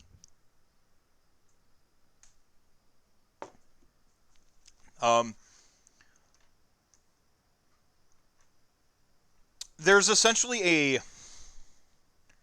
expanse of road between you and the building. As you approach, you have like a sort of a stealthier approach where you could kind of like take more of an indirect through the alleyways and rooftops and climb through some of the pipeworks themselves, and then you have sort of like this direct road. Which way do you go? I mean, I don't want to speak for everybody, but I feel like as a general rule for this party, we pretty much take the direct way. I certainly wasn't suggesting the stealthy way. Distraction. One person takes direct, the rest of us hide. I think you said you were going to take the indirect route while what was that, Laanissa? I'm sorry, you cut out. I would say we could have one person take the direct and the other two follow behind, Scooby-Doo style. Or the other way around. I don't know. Whatever you want to do. I'm not trying to waste any time. We're on the clock. Indeed. Taking the direct route. Direct it is. Yeah. So I mentioned it's too quiet. You take the direct route, and like quick perceptions, I'm gonna give it to you for free. They're not trying to hide, and they're not exactly inconspicuous. You can see a sort of like essentially like a shock troop of like a small squad and stuff of like proper storm vermin. Actually, like suited up, ready to go, with some clan rats just like scurrying about and like securing some area and some zones and stuff like that, and like a single storm fiend with which you immediately recognize as like a warlock kind of near it, like just off in a flank, sort of tucked underneath some pipes. They look like they have recently sort of like warped in, and they are getting into motion to do some stuff, and since you didn't elect for the stealth route, they don't have a defensive position yet, but they see you coming. Sure. So Initiative. Yep. All right. In this case, I will roll for all the Skaven at one time. So live by the sword, die by the sword. Let's go. Sounds good. Your guys' initiatives are all insane, so I have confidence in your ability to beat an 8. No, but I can tie an 8. Well, there you go. Laanissa. I could get just You said 9. 9 for Laanissa. And then Bigwinter 8. Mm-hmm. Okay, and then all the bad guys. Yeah. Would you say 8? Is that their initiative? Yeah. Okay. Yeah. And then Myriad. Oh yeah, Myriad. Myriad gets a 9. He's pretty consistent at getting that 9. It's almost like that's his average roll. Sure. So like, let's set up our zones here. Like, what are we dealing with? Where are we? Where are they? Blah blah blah. Yeah. Blah. So I mean, you kind of like come out from like the cover of the buildings onto this like road that heads towards this main sort of like center here. There is sort of like a no man's land street, which is where you are on. You can kind of retreat back to the buildings. You're kind of in that zone, right? Okay. There is buildings behind us, zone 1. We're in zone 2, the street. Okay. Yep, and then you have basically a courtyard, like with some gates and stuff like that. That would be zone 2, and then zone where they are kind of holed up. There's a wall between you and them. You see each other pretty much in real time, and then you have like the zone 3 would essentially be the building itself. Okay. And then you have these sort of like you have these sort of flanking extra zones on like that would be the buildings flanking you. Yeah, like the big pillars and pipes and buildings and things that surround us that make the thoroughfare we're on, right? Right. Okay. What's the wall? Like, is it an actual, when you say there's a wall in between us and them, so like we're on the street, into the courtyard, there's a wall separating. Is there like a closed gate? Can we physically enter that area? Yeah, like it's like a sort of brick and wrought iron sort of configuration of like brick and gate, so like the gates actually like roll out type thing, like they're cog powered. So they are currently closed, but I mean you're a party of adventurers. You're gonna smash through or fly over or do something. But okay, cool beans. Understood. I mean, it's probably about 12 feet tall, which is like, I don't know, ogre height. Sure. Like, ogre slash storm fiend height. Like, Yeah, I feel like Stormfiend probably taller than ogres, just based on the models. Stormfiends are huge. Mhm. They're like Bane, pretty much, from the cartoon, is what I imagine them to be. Yeah, they're so over muscled they have to have a separate little brain guy on the back. Yeah, Hit the brain guy. They Z have a target weak brain point. guy. oh, that's interesting because there's no way Bigwinter knows about the weak point, but Skig has a unique opportunity to know the weak point. Yeah, Yeah. hit the brain guy. They don't think real well without that. Okay, Laanissa, you're first. Well, let's dive on in. I'm gonna split my attacks, try and take out a couple here. so, Oh, and like, what are we dealing with numbers wise? Yeah. yeah, so real quick, Laanissa, your Yeah. action will be to traverse this gate in some manner, okay? Because you have a movement to cover one zone, and then you're going to need to. That gate is essentially a natural barrier into the next zone, so you have to do something to traverse that. You've got your flanking sort of buildings and such. So that's the situation you're looking at. You're not. It's not run up and attack now. There's a little bit more spacing and a little bit more obstacle for that. That being said, there's about. I mean, I kind of zoom down numbers from like the mass scale we play with because like in Age of Sigmar, I mean it's a Stormfiend, a Warlock, and then it's about 20 clan rats and about 10 storm vermin. But I mean this is what No, it's good. It's just some numbers. I'm just. Hey, no. It wouldn't be Let's like do this. blocks of 30 and 30, and like we've zoomed it down because this is on an I'm in. individual. Okay. I'm in like Flynn. I'm just saying these are big. These are big numbers. I Yeah. like it. Yeah. You can handle it. I have utter faith in the party. We haven't been spending resources. This is a big cinematic climax. Like you gotta have I'm good. that. No, this is not me. This is me going. All right, we got something going on here. This is excitement, not trepidation, my friend. Oh, excellent. Thank you. Skaven for me to slaughter and then use its corpse to kickflip over this gate. I guess I'll just have to. You could contortionist through the bars. I was Yeah, gonna say if yeah. he I'm did, gonna I go was right to the bars. sitting on it. Yeah. I wanted to kickflip, but we'll contortion through the bars. It's The most useful trait in the history of traits. it's Hey. so weirdly useful and eerie. I don't know how No, everybody it else's is minds. useful. I don't know how everyone else's mind's eye is working, but I'm just like, ha, as I imagine it, like in real time, as you just like, and you just like undulate through the bars. I'm not even gonna make you roll, as you just sort of undulate through the bars like a freaking ooze method, and you're there, you're on the other side. Perfect. But you are a bit of a sitting duck. Well, then I should probably use metal and start attacking then. You can meddle and move more. We're still not near the. Give me some. All right, I'm gonna metal and move closer. Okay, now you're in melee. You've got essentially you can fight a bunch of clan rats, fight a bunch of storm vermin, go for the warlock, or go for the storm fiend. Man, I'm gonna metal and look at all those tasty clan rats. Start thinning this herd. All right, yeah. So there's about 20 clan rats sort of scattered about, but once you're in the zone, it's just going to be like hacking and slashing and moving about, So. Yep.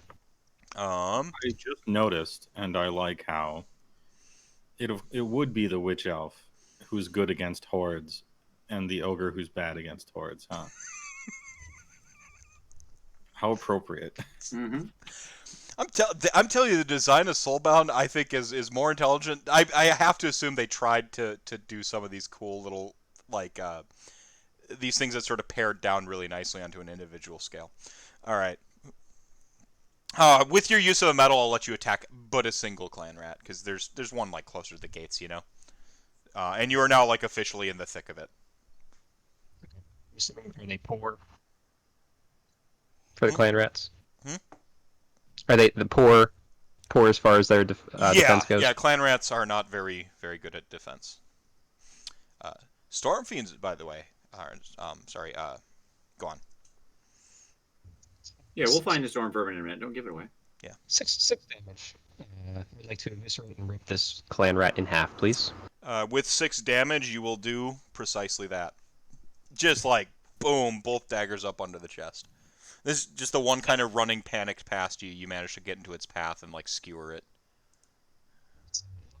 Victory to get a Kraith roll of a 6 yet, so. That's good? me. Okay. That's me. Big winner. Oh no, sorry, I'm lying. Hold on, Big winner. Myriad. I apologize. Myriad's gonna cast a spell. It's basically he practically auto casts it. So hey, yeah, I see at least a 6. All right, he just runs through the wall. Sure. Metals, and he's gonna go ahead and hack. He's aiming at like the where the Stormfiend and the Warlock are, but he happens to catch a clan rat along the way.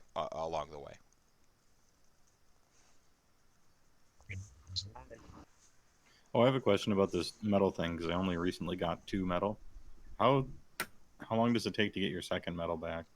It's you gain back 1 a round. So like if you go around without spending that 1, you'll be back at 2, right? Yeah. Even if you aren't allowed to spend that 1 because you were stunned for a round? Correct. You still regain metal regardless of being stunned. You just can't spend metal. Yeah, and you only ever have the 1 turn to hold all the shoulder buttons and burn all the metal. From there, you're only ever going to be getting back to 1, and getting back to 1. Unless you can sit on. So you can spike off. Like you can go bam, Yeah. bam, Yeah, bam, exactly. depending on long enough combat. Yeah, exactly. Okay. Right, so cool. did Myriad kill a clan rat? Oh yeah, he wicked chopped its head. He sliced it in half. Cool. If I weren't kind of doing the fast and loose of things, he would be doing his like art. Like he can. He also board sweeps. He's also like a anti horde character. Sure. So maybe he gets. Right, so. Once he gets in, he's just gonna start reaping. Like he's just gonna start reaping clan rats. Right on. So okay. Cool beans. Let's see. Brings us to now Big Winter. Sorry All about right. that. And you said that this gate was how tall? Oh, it's like 12-ish feet about. So I can like Huh? kind of like you're sliding across the hood of your car and in some 80s movie and like kind of Yeah, or you could do over. you could do like the fat like lazy where you kind of tackle it and roll over the top. You know, your choice. Can you take me with you? Yeah. Thank you. Well, okay. We're on the same initiative. Is it okay if I just like jump Yeah, on Same, him? same initiative. We're totally doing the Suikoden like party actions thing. You can do that. Okay. I just jump on him so he can take me over there because that gate is actually a formidable barrier to me. Like Skig kills 20 gutter runners, no problem. 1 gate, problem. Yeah, exactly. I found your weakness now, Skig. Yeah. Yeah, then I'll like what do you call it? Like side hop, with your arm down on it, Yep. like a sawhorse, or whatever. Just hop over there, bring Skig over. Still an athletics check, but Sure. it's just like 1 success. DN4. This is a pretty easy maneuver. I've succeeded 2 times, so Yeah. good. You look pretty. You managed to land with a slight pirouette, like you make it look a little bit good. It is a very slight pirouette. Oh, that sucks. There's nothing slight about me. That was the real response. Lucky this isn't live. I'll just do it again. You can edit it. Mm-hmm. Yeah. Anyway, I move forward as much as I am able. Mm-hmm. And then I metal to move forward as much as I'm able. Yep. Yeah, you can be in the thick of like where the bulk of the activity, like the storm vermin, the warlock. You're not in quote unquote close range, but you're in the zone and you're like in that front. You're at that's where Myriad is he's kind of in the thick of it. He technically has an ability where when he attacks, he can take a free move. So he's like he's basically like locking eyes with the warlock right now. This is what he used to do in his former lives. Yeah, I have eyes only for this warlock. I'm like a beelining it from behind the gate all the way straight towards the warlock. Yeah, so you're just a little bit, you're lagging slightly behind where Myriad is on account of Myriad's talent to get a free move when he hits things. Can I second metal and get to Yep, the warlock? yep, and you're to the warlock. Yep, Right, you're right. it's you and Myriad side by side, and you've waded through like clan rats and stuff, and there's no attacks of opportunity. But like, you know, there's some practical. There's some practical distance, like you've got some bodies between, but that'll be solved in the next round of combat. But you're about as close as you can be, you know, like. Okay. Which means Skig, who has been riding on your shoulder, kind of emulating the Storm Fiend and like I see you too, have figured out how to ride a huge thing. That means Skig. Oh, yeah, that's a good point. That's a good. That's a good. You have delivered the package. Exactly. All right. Cool. That's myself. I will just like hop down off Bigwinter, and of course we're in the middle of this pack, right? So like, yeah, we're next to the big Storm Fiend and the Warlock, and then like there's some distance, and then here's Laanissa and all the clan rats and storm vermin kind of in a big cloud over here. But we're all technically in the same zone now, right? You're all technically in the same zone. This is where I would draw a picture, if we were in real time. And so you essentially have like a courtyard, and there's like little globules.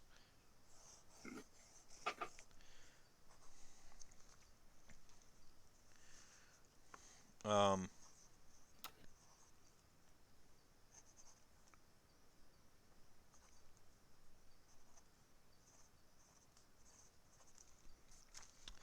right. So like courtyard, Laanissa is just kind of like in here, bunch of like little blobs of like clan rats about, right? You have Got this it. like sort of front of storm fiends that you essentially plowed through. You still You mean have some storm like vermin? storm vermin. I'm sorry. You have some like ancillary bodies and stuff about that are like kind of mucking it up and making it hard for you. But then you're right in that sort of about to be face to face with that storm fiend and warlock. Like they have the OSM is you guys. Like you're Yep. betwixt the storm vermin, and then just they're like sort of random people taking orders, about to run it back out, you know, like a couple clan rats and stuff, and then on the other side. But it's all the same zone because you're all in that courtyard now. Okay, cool. Well, since we're here, since I was delivered, and I seem to be in the middle of a lot of enemies, then I guess it's time to to party. So my action will be to dodge. Mm-hmm. I will spend my first medal to hold my holy symbol aloft, and unleash the light of Sigmar. I will ask the party now. Do you mind if I use a soul fire? Not at all. I'm gonna check my watch as a player character, not as a player, not as a character. We have how many of these left? 2 left. After if I use this one, we have 3 right now. Go nuts. Okay. As all party members have agreed that I am okay to use a soul fire, I will go ahead and do that without increasing the doom in the world. I will call forth the light of Sigmar. I will spend my next medal to double my training in it, and since no one's damaged, we're gonna. I don't need to worry about that healing. So we will spend the last medal to make sure it ignores all armor. So all enemies in the zone will take 10 damage, ignoring all armor. As I unleash the light of Sigmar. Because you ignore all armor, you do kill the storm vermin as well. Or storm vermin.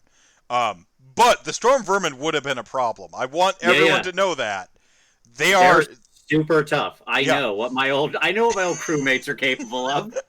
But because you ignored their armor, they're husks. They are not ash. The clan rats are ash. Sure. And the warlock and storm fiend both take like real damage. But they're both alive. Of course. Yes, 10 damage to each of them. Again, ignoring all armor. So I'll clear out the courtyard. And as I look over at them, I say, "My old brothers, you have chosen wrong. There is no armor that can protect you from the light of the God King." All right, so that's me. And that's the bad guys. What does the vicious do? Skig is like Mickey Mouse in Fantasia, and I'm the mountain. I'm just the broom off sweeping. The broom sweeping up the clan. Yeah. Sweep.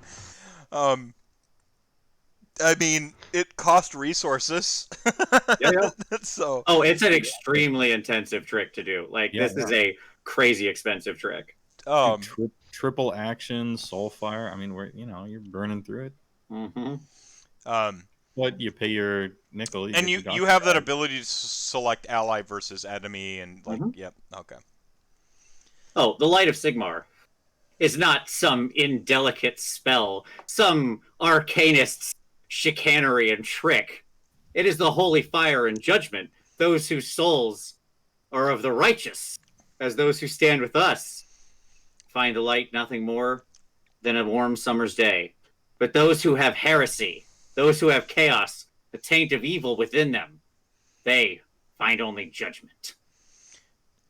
Myriad is going to learn the talent inspired by you to not explode his own friends with his 2 AoE spells. Because of you.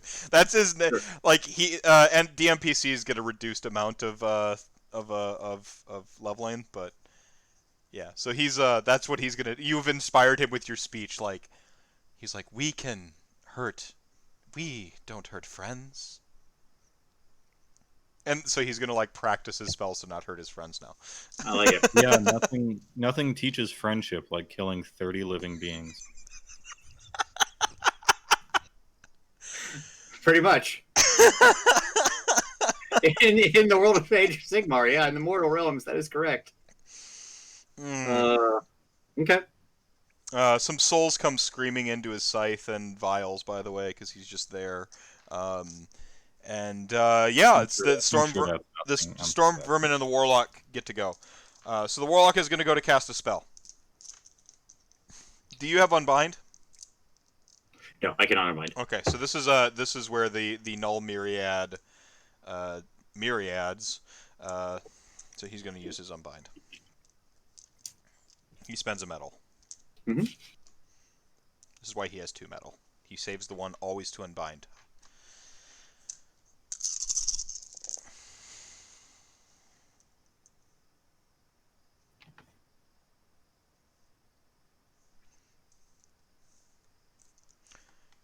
You see his lumen scythe begin to sap light from the area, because what lumen scythe is it is the light killer.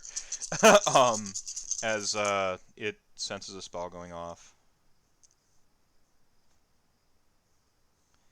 All right. The warlock goes it begins to chitter and kind of click and clack its muzzle and weave its fingers and try to pull some warp energy forth and raises its fist aloft and literally in this big arch of sort of void energy flying from the scythe, Myriad just attacks the sort of spell energies and disperses them into the sky harmlessly. Nice. He spent a metal to do that. Okay, yeah. Storm Fume is going to light him up. He's going to spray the area, just and he can just shoot you all. Sure. He's a rattling gun. Yeah. The Storm Fiend. Yeah. So he just and he just sprays the area. He's got 3 barrels, 1 for each of us. What's your? I'll just start up over here. Your defense, Bigwinter. Good. What was it? Average. You're not dodging right now? No, he is. Who, me? Yeah, I dodged. That was the first thing I did. Yeah, that's part of the combo. That's the protection for your combo. Yeah. Every combo deck needs some protection or disruption. Okay. Okay. So Bigwinter. Fairly certain you take no damage right now. 2. Nope. Laanissa.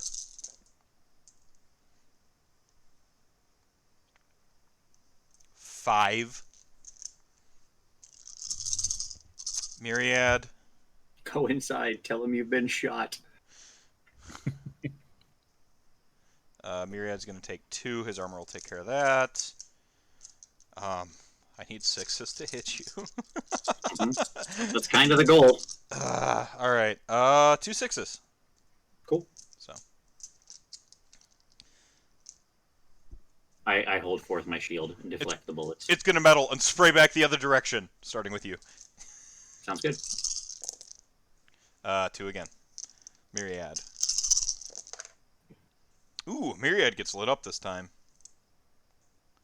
5, his armor takes care of either 2 or 3, I can't remember right now. He has 3 armor. Myriad actually gets hit.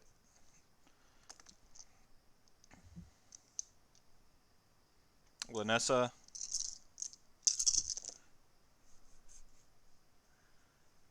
Not as good as the last time. Oh, no, 4. Yes, Mochi, I understand. And then Bigwinter. 5 against Bigwinter that time. All right, I'll take 3. My dog really needs to go out. She's attacking me. It's fine. I'm sorry, what was that? Still nothing. But it's okay. We're at the bottom of the round, so go for it. Yeah, take the dog out. It's fine. All right, sorry, she's... You're good. Oh, yeah, I see. We got Doggo Cam. Mm-hmm. Be right back.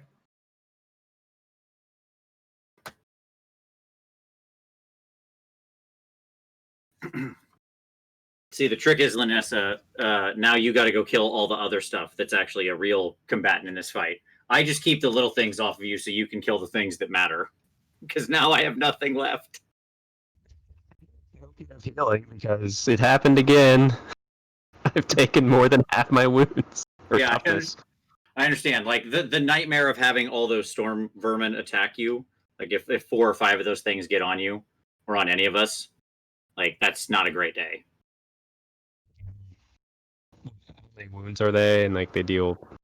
Are they pretty well rounded? Or are they like more offensive or defensive? Probably more offensive.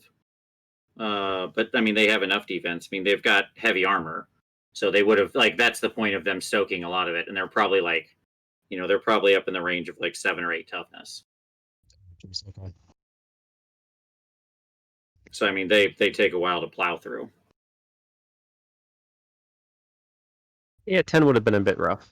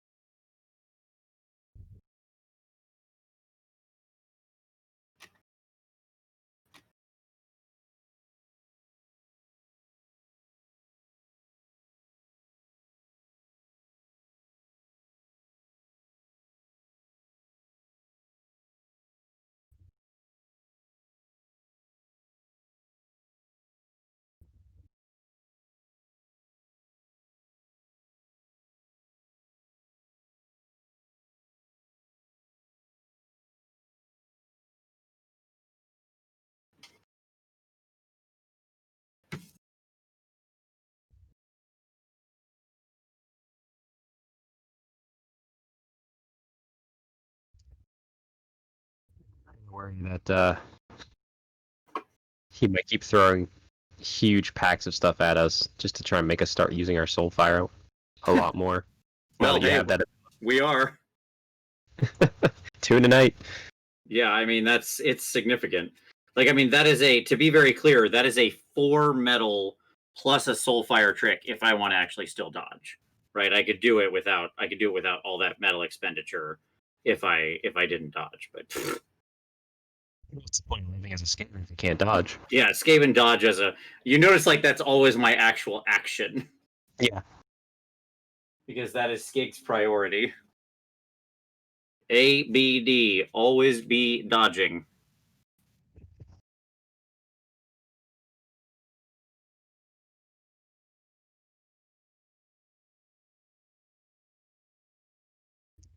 So, it's not an easy trick to pull off.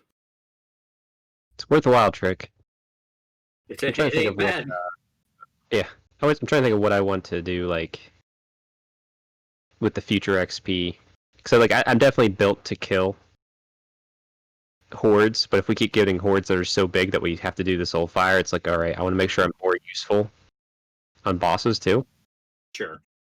Hey, what's up? You're back. Hey. We're just waiting on Joe. He stepped away, I think, to use the restroom. Yeah, I'm so sorry about that. She just like No, it's all good, man. crazy. I have 3 dogs. I understand. When they gotta go, they let you know. They gotta go. Yeah. All right. So, Okay. new-ish. Noonish. It'll be Myriad, Skaven. Okay. Laanissa. Nissa got an 8. Bigwinter. The tables have turned. It is me who has the 9. Oh. Skaven. The Skaven have a 12. Oh. Oh. Well, shit. And Myriad. And Myriad got a 7. Okay. Well, guess what?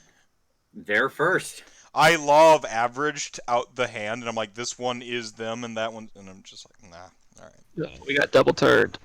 You got double turned. Oh, you got quad turned. Like the spray comes back the other direction. Sure.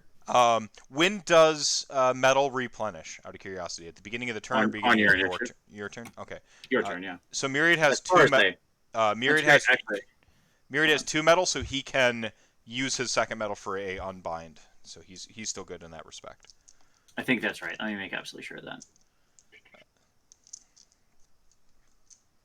Yeah, start of your turn. Okay, Yep. so not on initiative refresh at the start of your turn. Cool. Mm-hmm. All right. So we're gonna go. I like that I'm spraying back and forth in the turn order here. Yeah, man. So Bigwinter is going to take 3 potentially. He's got armor. Then it goes Laanissa. Laanissa might get mowed down here. Hang on.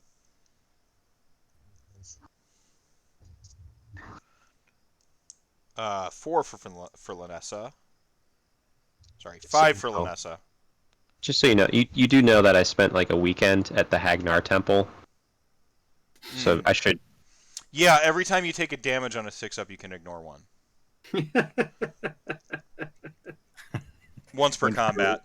Went for yeah, it's only a weekend. It's only a weekend. Yeah, it was a weekend course. Alright, so anytime you take a damage, you may choose to Hagnar it, and so you can roll 1 die and on a 5-up ignore it. But it was only 1 weekend, so you can only do that once this whole... Yeah. In all of the game. Yeah.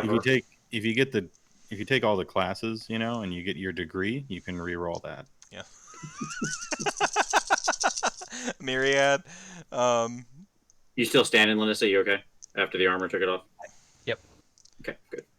Myriad for another round. 4 for 1.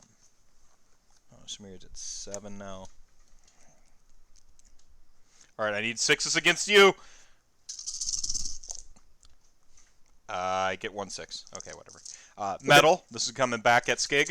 It goes. He sprays back the other direction. Yup. Nothing. No 6s that time. Okay. This is Myriad. Glances off. Myriad parries a couple with his scythe, and then the rest just kind of go wide. Laanissa. That's 3 ones right out the gate. I like it. However, you're pounded for 4 damage. One of these. I'm sorry, what's that? Nope, that's 4. I was trying to Hagnar one. Oh, I you're trying to failed. Hagnar. Okay, yeah, you take it all. Yeah, yeah. Yep, so that takes... How many total? 4 total? I've Or 5. already moved on. I think it was 4. It was 4 total, yes. Yeah. Okay. So you'd take, if you got your armor too still, so. I'm down to 0 toughness. But you didn't take another wound. All right. Yep. 1, 2, 3, 4, 5. And the best I have rolled 5 at Bigwinter. Ooh, all right. I'll take 3. Okay. They're adding up. Warlock goes. Warlock's going to go to cast a spell.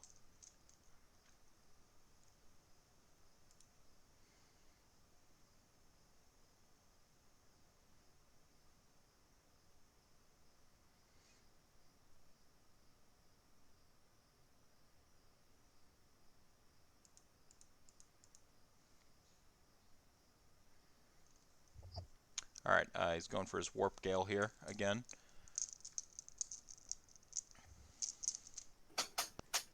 It's 5s and 2s, I believe. Or 5-2 to get it off. Oh, 5-1. Yeah, 5-2.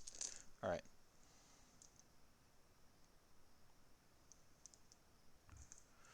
Alright, 3 successes. Myriad's going to use his last metal. So I got to beat 3 successes. Myriad cuts with the Lumen Scythe again.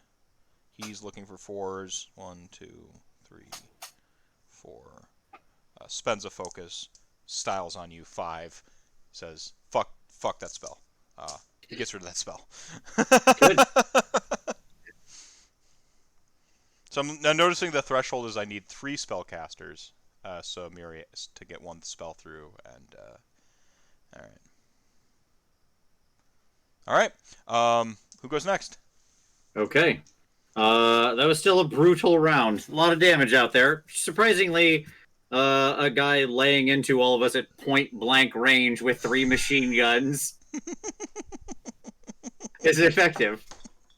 But at any rate, He Big casts Winner. gun. It's super effective. Yeah, gun is like a very effective spell. Look into it. It really works. Done. All right. I'll look. Oh, into this. Kicker, thank you so much for that tier 1 sub. 3-month streak. Thank you so much, my friend. 5 months total. It's like And yeah. oh, that's right. We were told about the secret. I'm gonna. Yeah, I say, go for the little brain rat. It's on his back. I'm gonna go for the little brain rat. All right. So This that's guy's gonna bite-sized. so that's gonna increase the defense level, respectively, attacking it. So these guys are on good. It's gonna go to great. All right. So I need 4s. Oh, at the beginning of combat, Myriad decided to be attacky since it's the one that Sure. retroactively ruins the combat the least. Just at the beginning of combat, he can go first all the time. By the way, that's one of them. Oh, that's one of your stances. He can That's cool. uncork the jar to always be an Aijutsu master. You know. That's cool. I'm going to do. Yikes. Okay. 8 damage, ignoring 2 armor, on this brain rat. That's not going to be great for that thing. So I'm gonna do a little bit of the D&D thing where it's got like or not D&D thing, the little bit of the Rifts thing where it's got a percentage of the health as opposed to like the total body health. Always. Mm-hmm. One of the reasons why Rifts and called shots are actually like pretty decent. Mhm.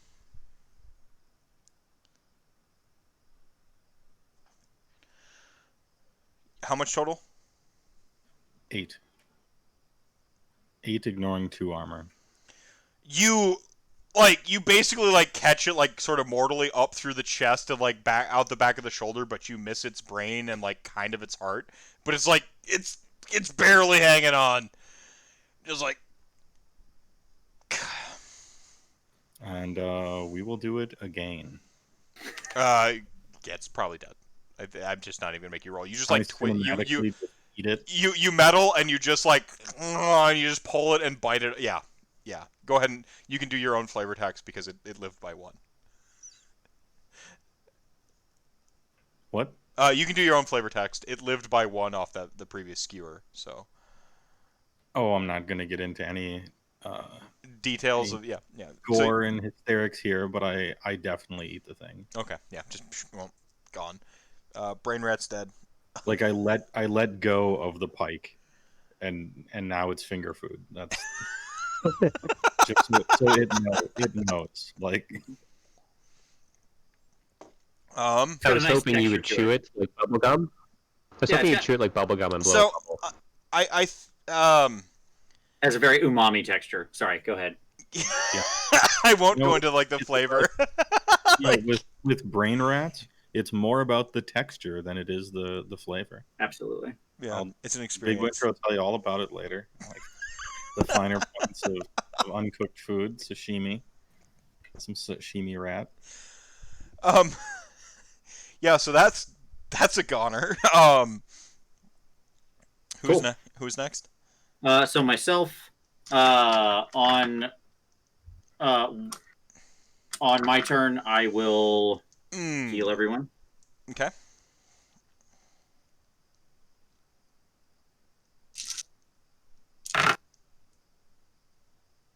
So that'll be.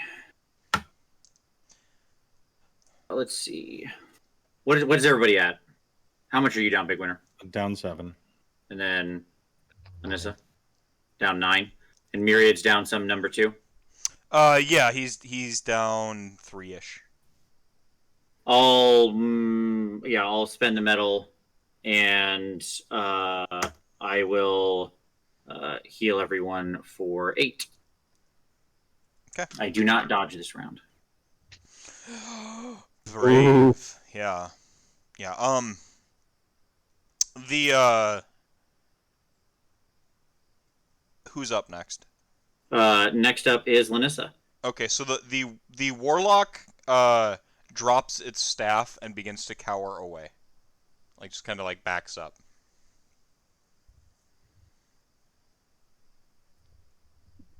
Recent piece of art with the Canary drop kicking to Ideneth, correct? Yeah. I would like to do that to him. You're gonna drop kick Minus it? wings. All right. I would like to drop kick him. What would you like to have me do? Athletics? We'll go with athletics. DN4 successes. I'm just gonna port it directly to damage because yeah.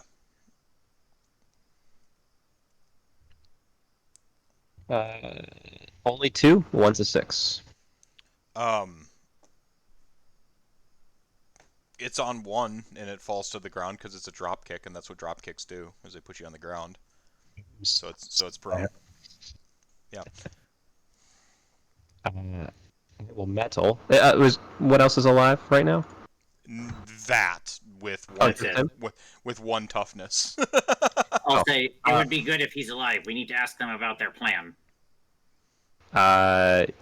Yeah. I would just metal and restrain.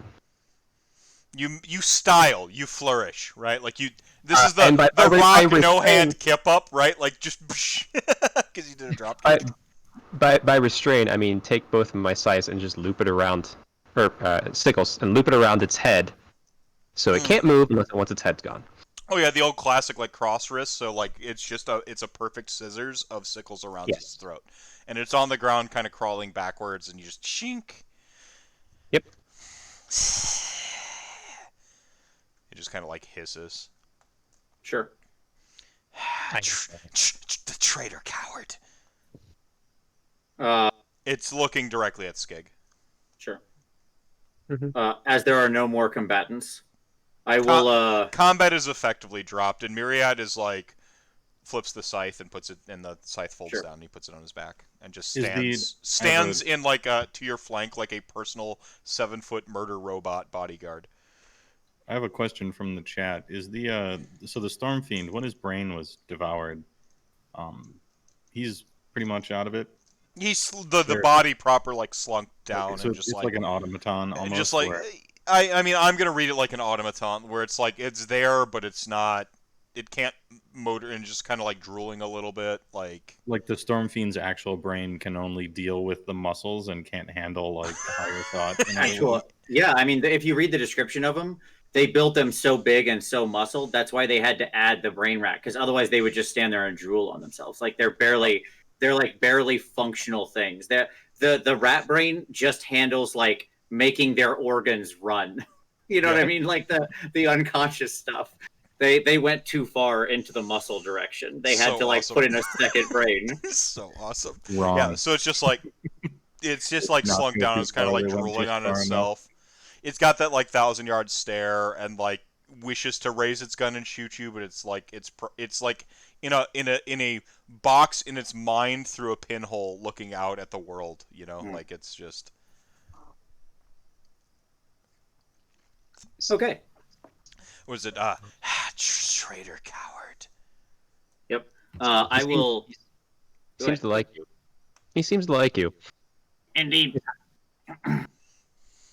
I reach down to the ground and I scoop up a handful of ashed clan rat.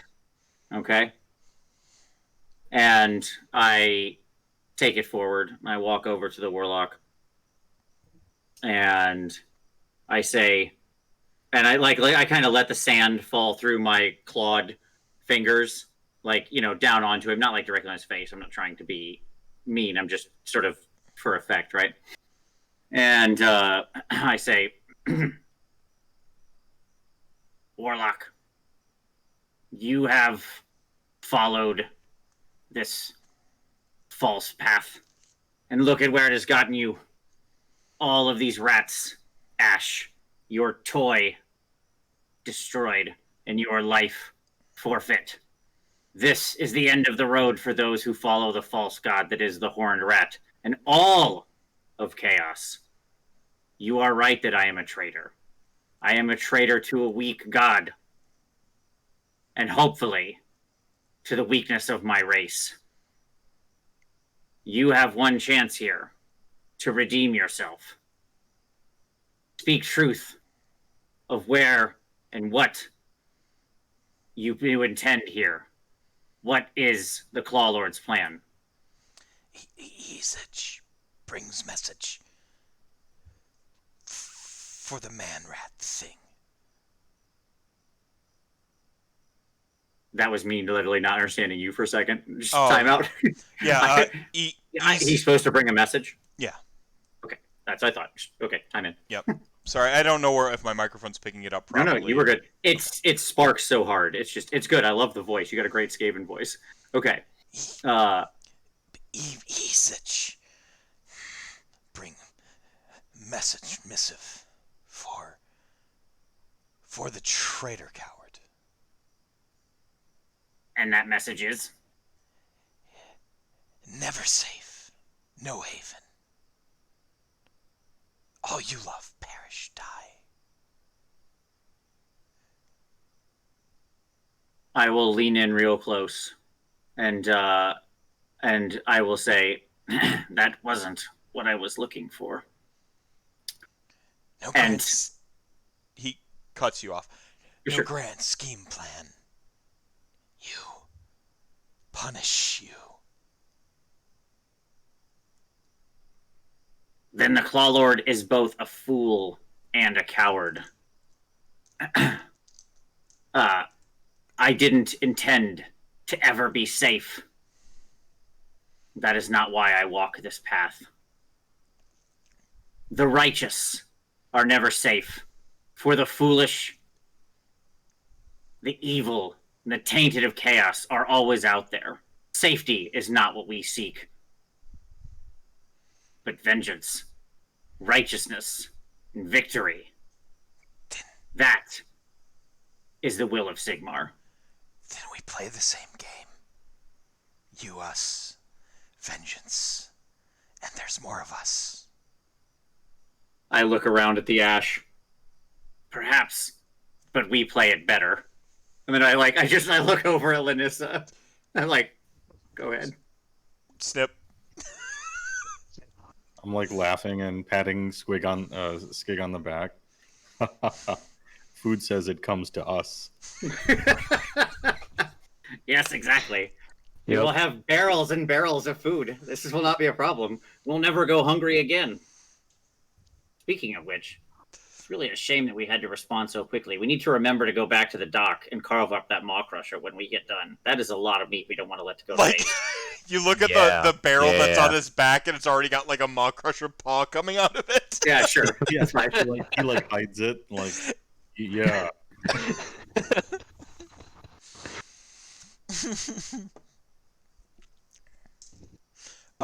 Go ahead and roll a intuition. Is this everyone or just Skig? Just Skig. Okay. Mine intuition. Yep.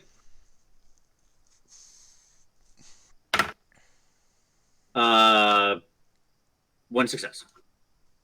What was it? Ezich was truthful in as truthful as a Skaven of that particular walk of life can be. You still sense there's a little bit more, Sure. but like, Absolutely. but the vengeance aspect of it, the punishing you, there was no mistaking the vitriol in its tone and cadence. Mm-hmm. Like, this is personal, and that is true. But there's still something else. Maybe it was Gotcha. that personal touch that pushed them to work with the thing, to work with Nihilus or something. But Yeah, I mean, I doubt one Skaven betraying you is going to lead to a medium-scale invasion of one of the great cities. But to be fair, this is an epic betrayal. Like, a single Skaven full-on going Sigmar on their asses is kind of a big deal in the history of their species that is essentially like prime chaos. Like, True, that's I mean, yeah, weird. It's an affront to anything that they believe in their weird duplicitous society of constant backstabbing and pure chaos.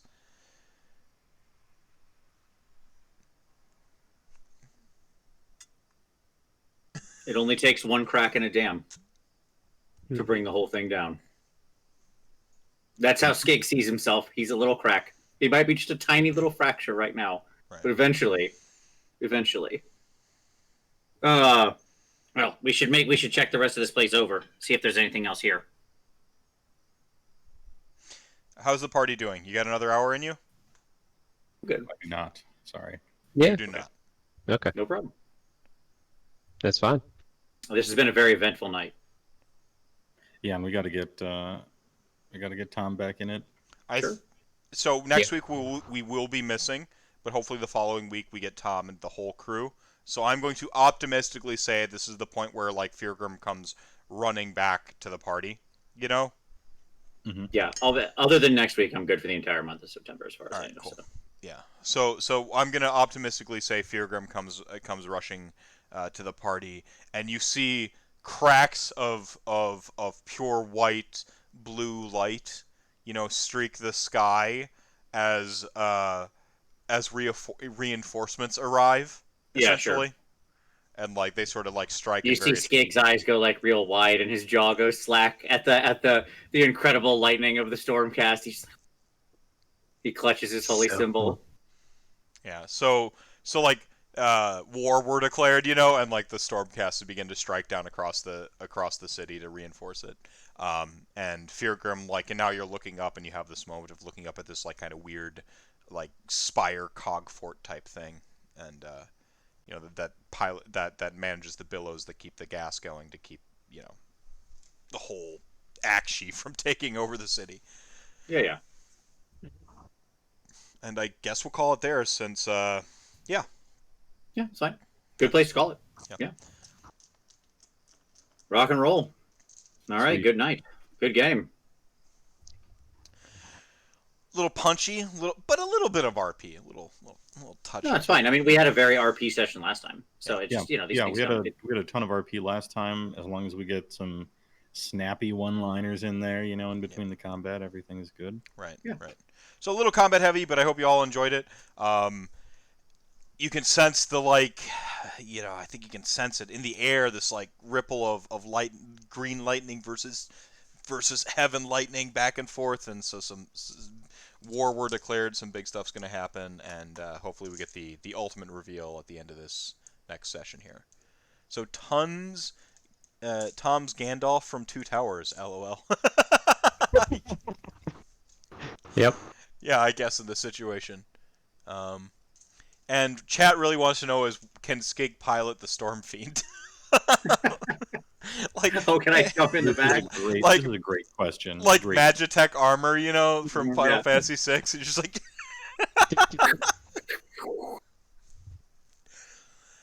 No, I mean we kill that thing. It's an abomination. like, like the ogre's already like taking a bite out of its like ham hock, All right. Thank you for playing. I'm glad we kind of got. I know we had a break in there, but like 2 sessions pseudo back to back feels like we're building momentum back up, and so I hope to deliver more story going forward. Thank you everybody who's watched us live or on the VODs on YouTube. Remember to follow all these content creators if you haven't already, especially Chuck with Strength Hammer there. Chuck has improved my workout routine just by following him. That's absolutely true.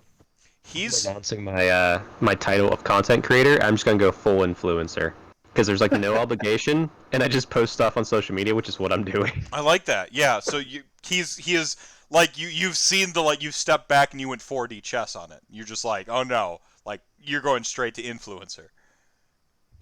Yeah, sure. Awesome. Thank you everybody for watching tonight. Thanks for playing. We'll see you not next week but the following week with hopefully the conclusion to this sort of leg of the adventure. Good night everybody.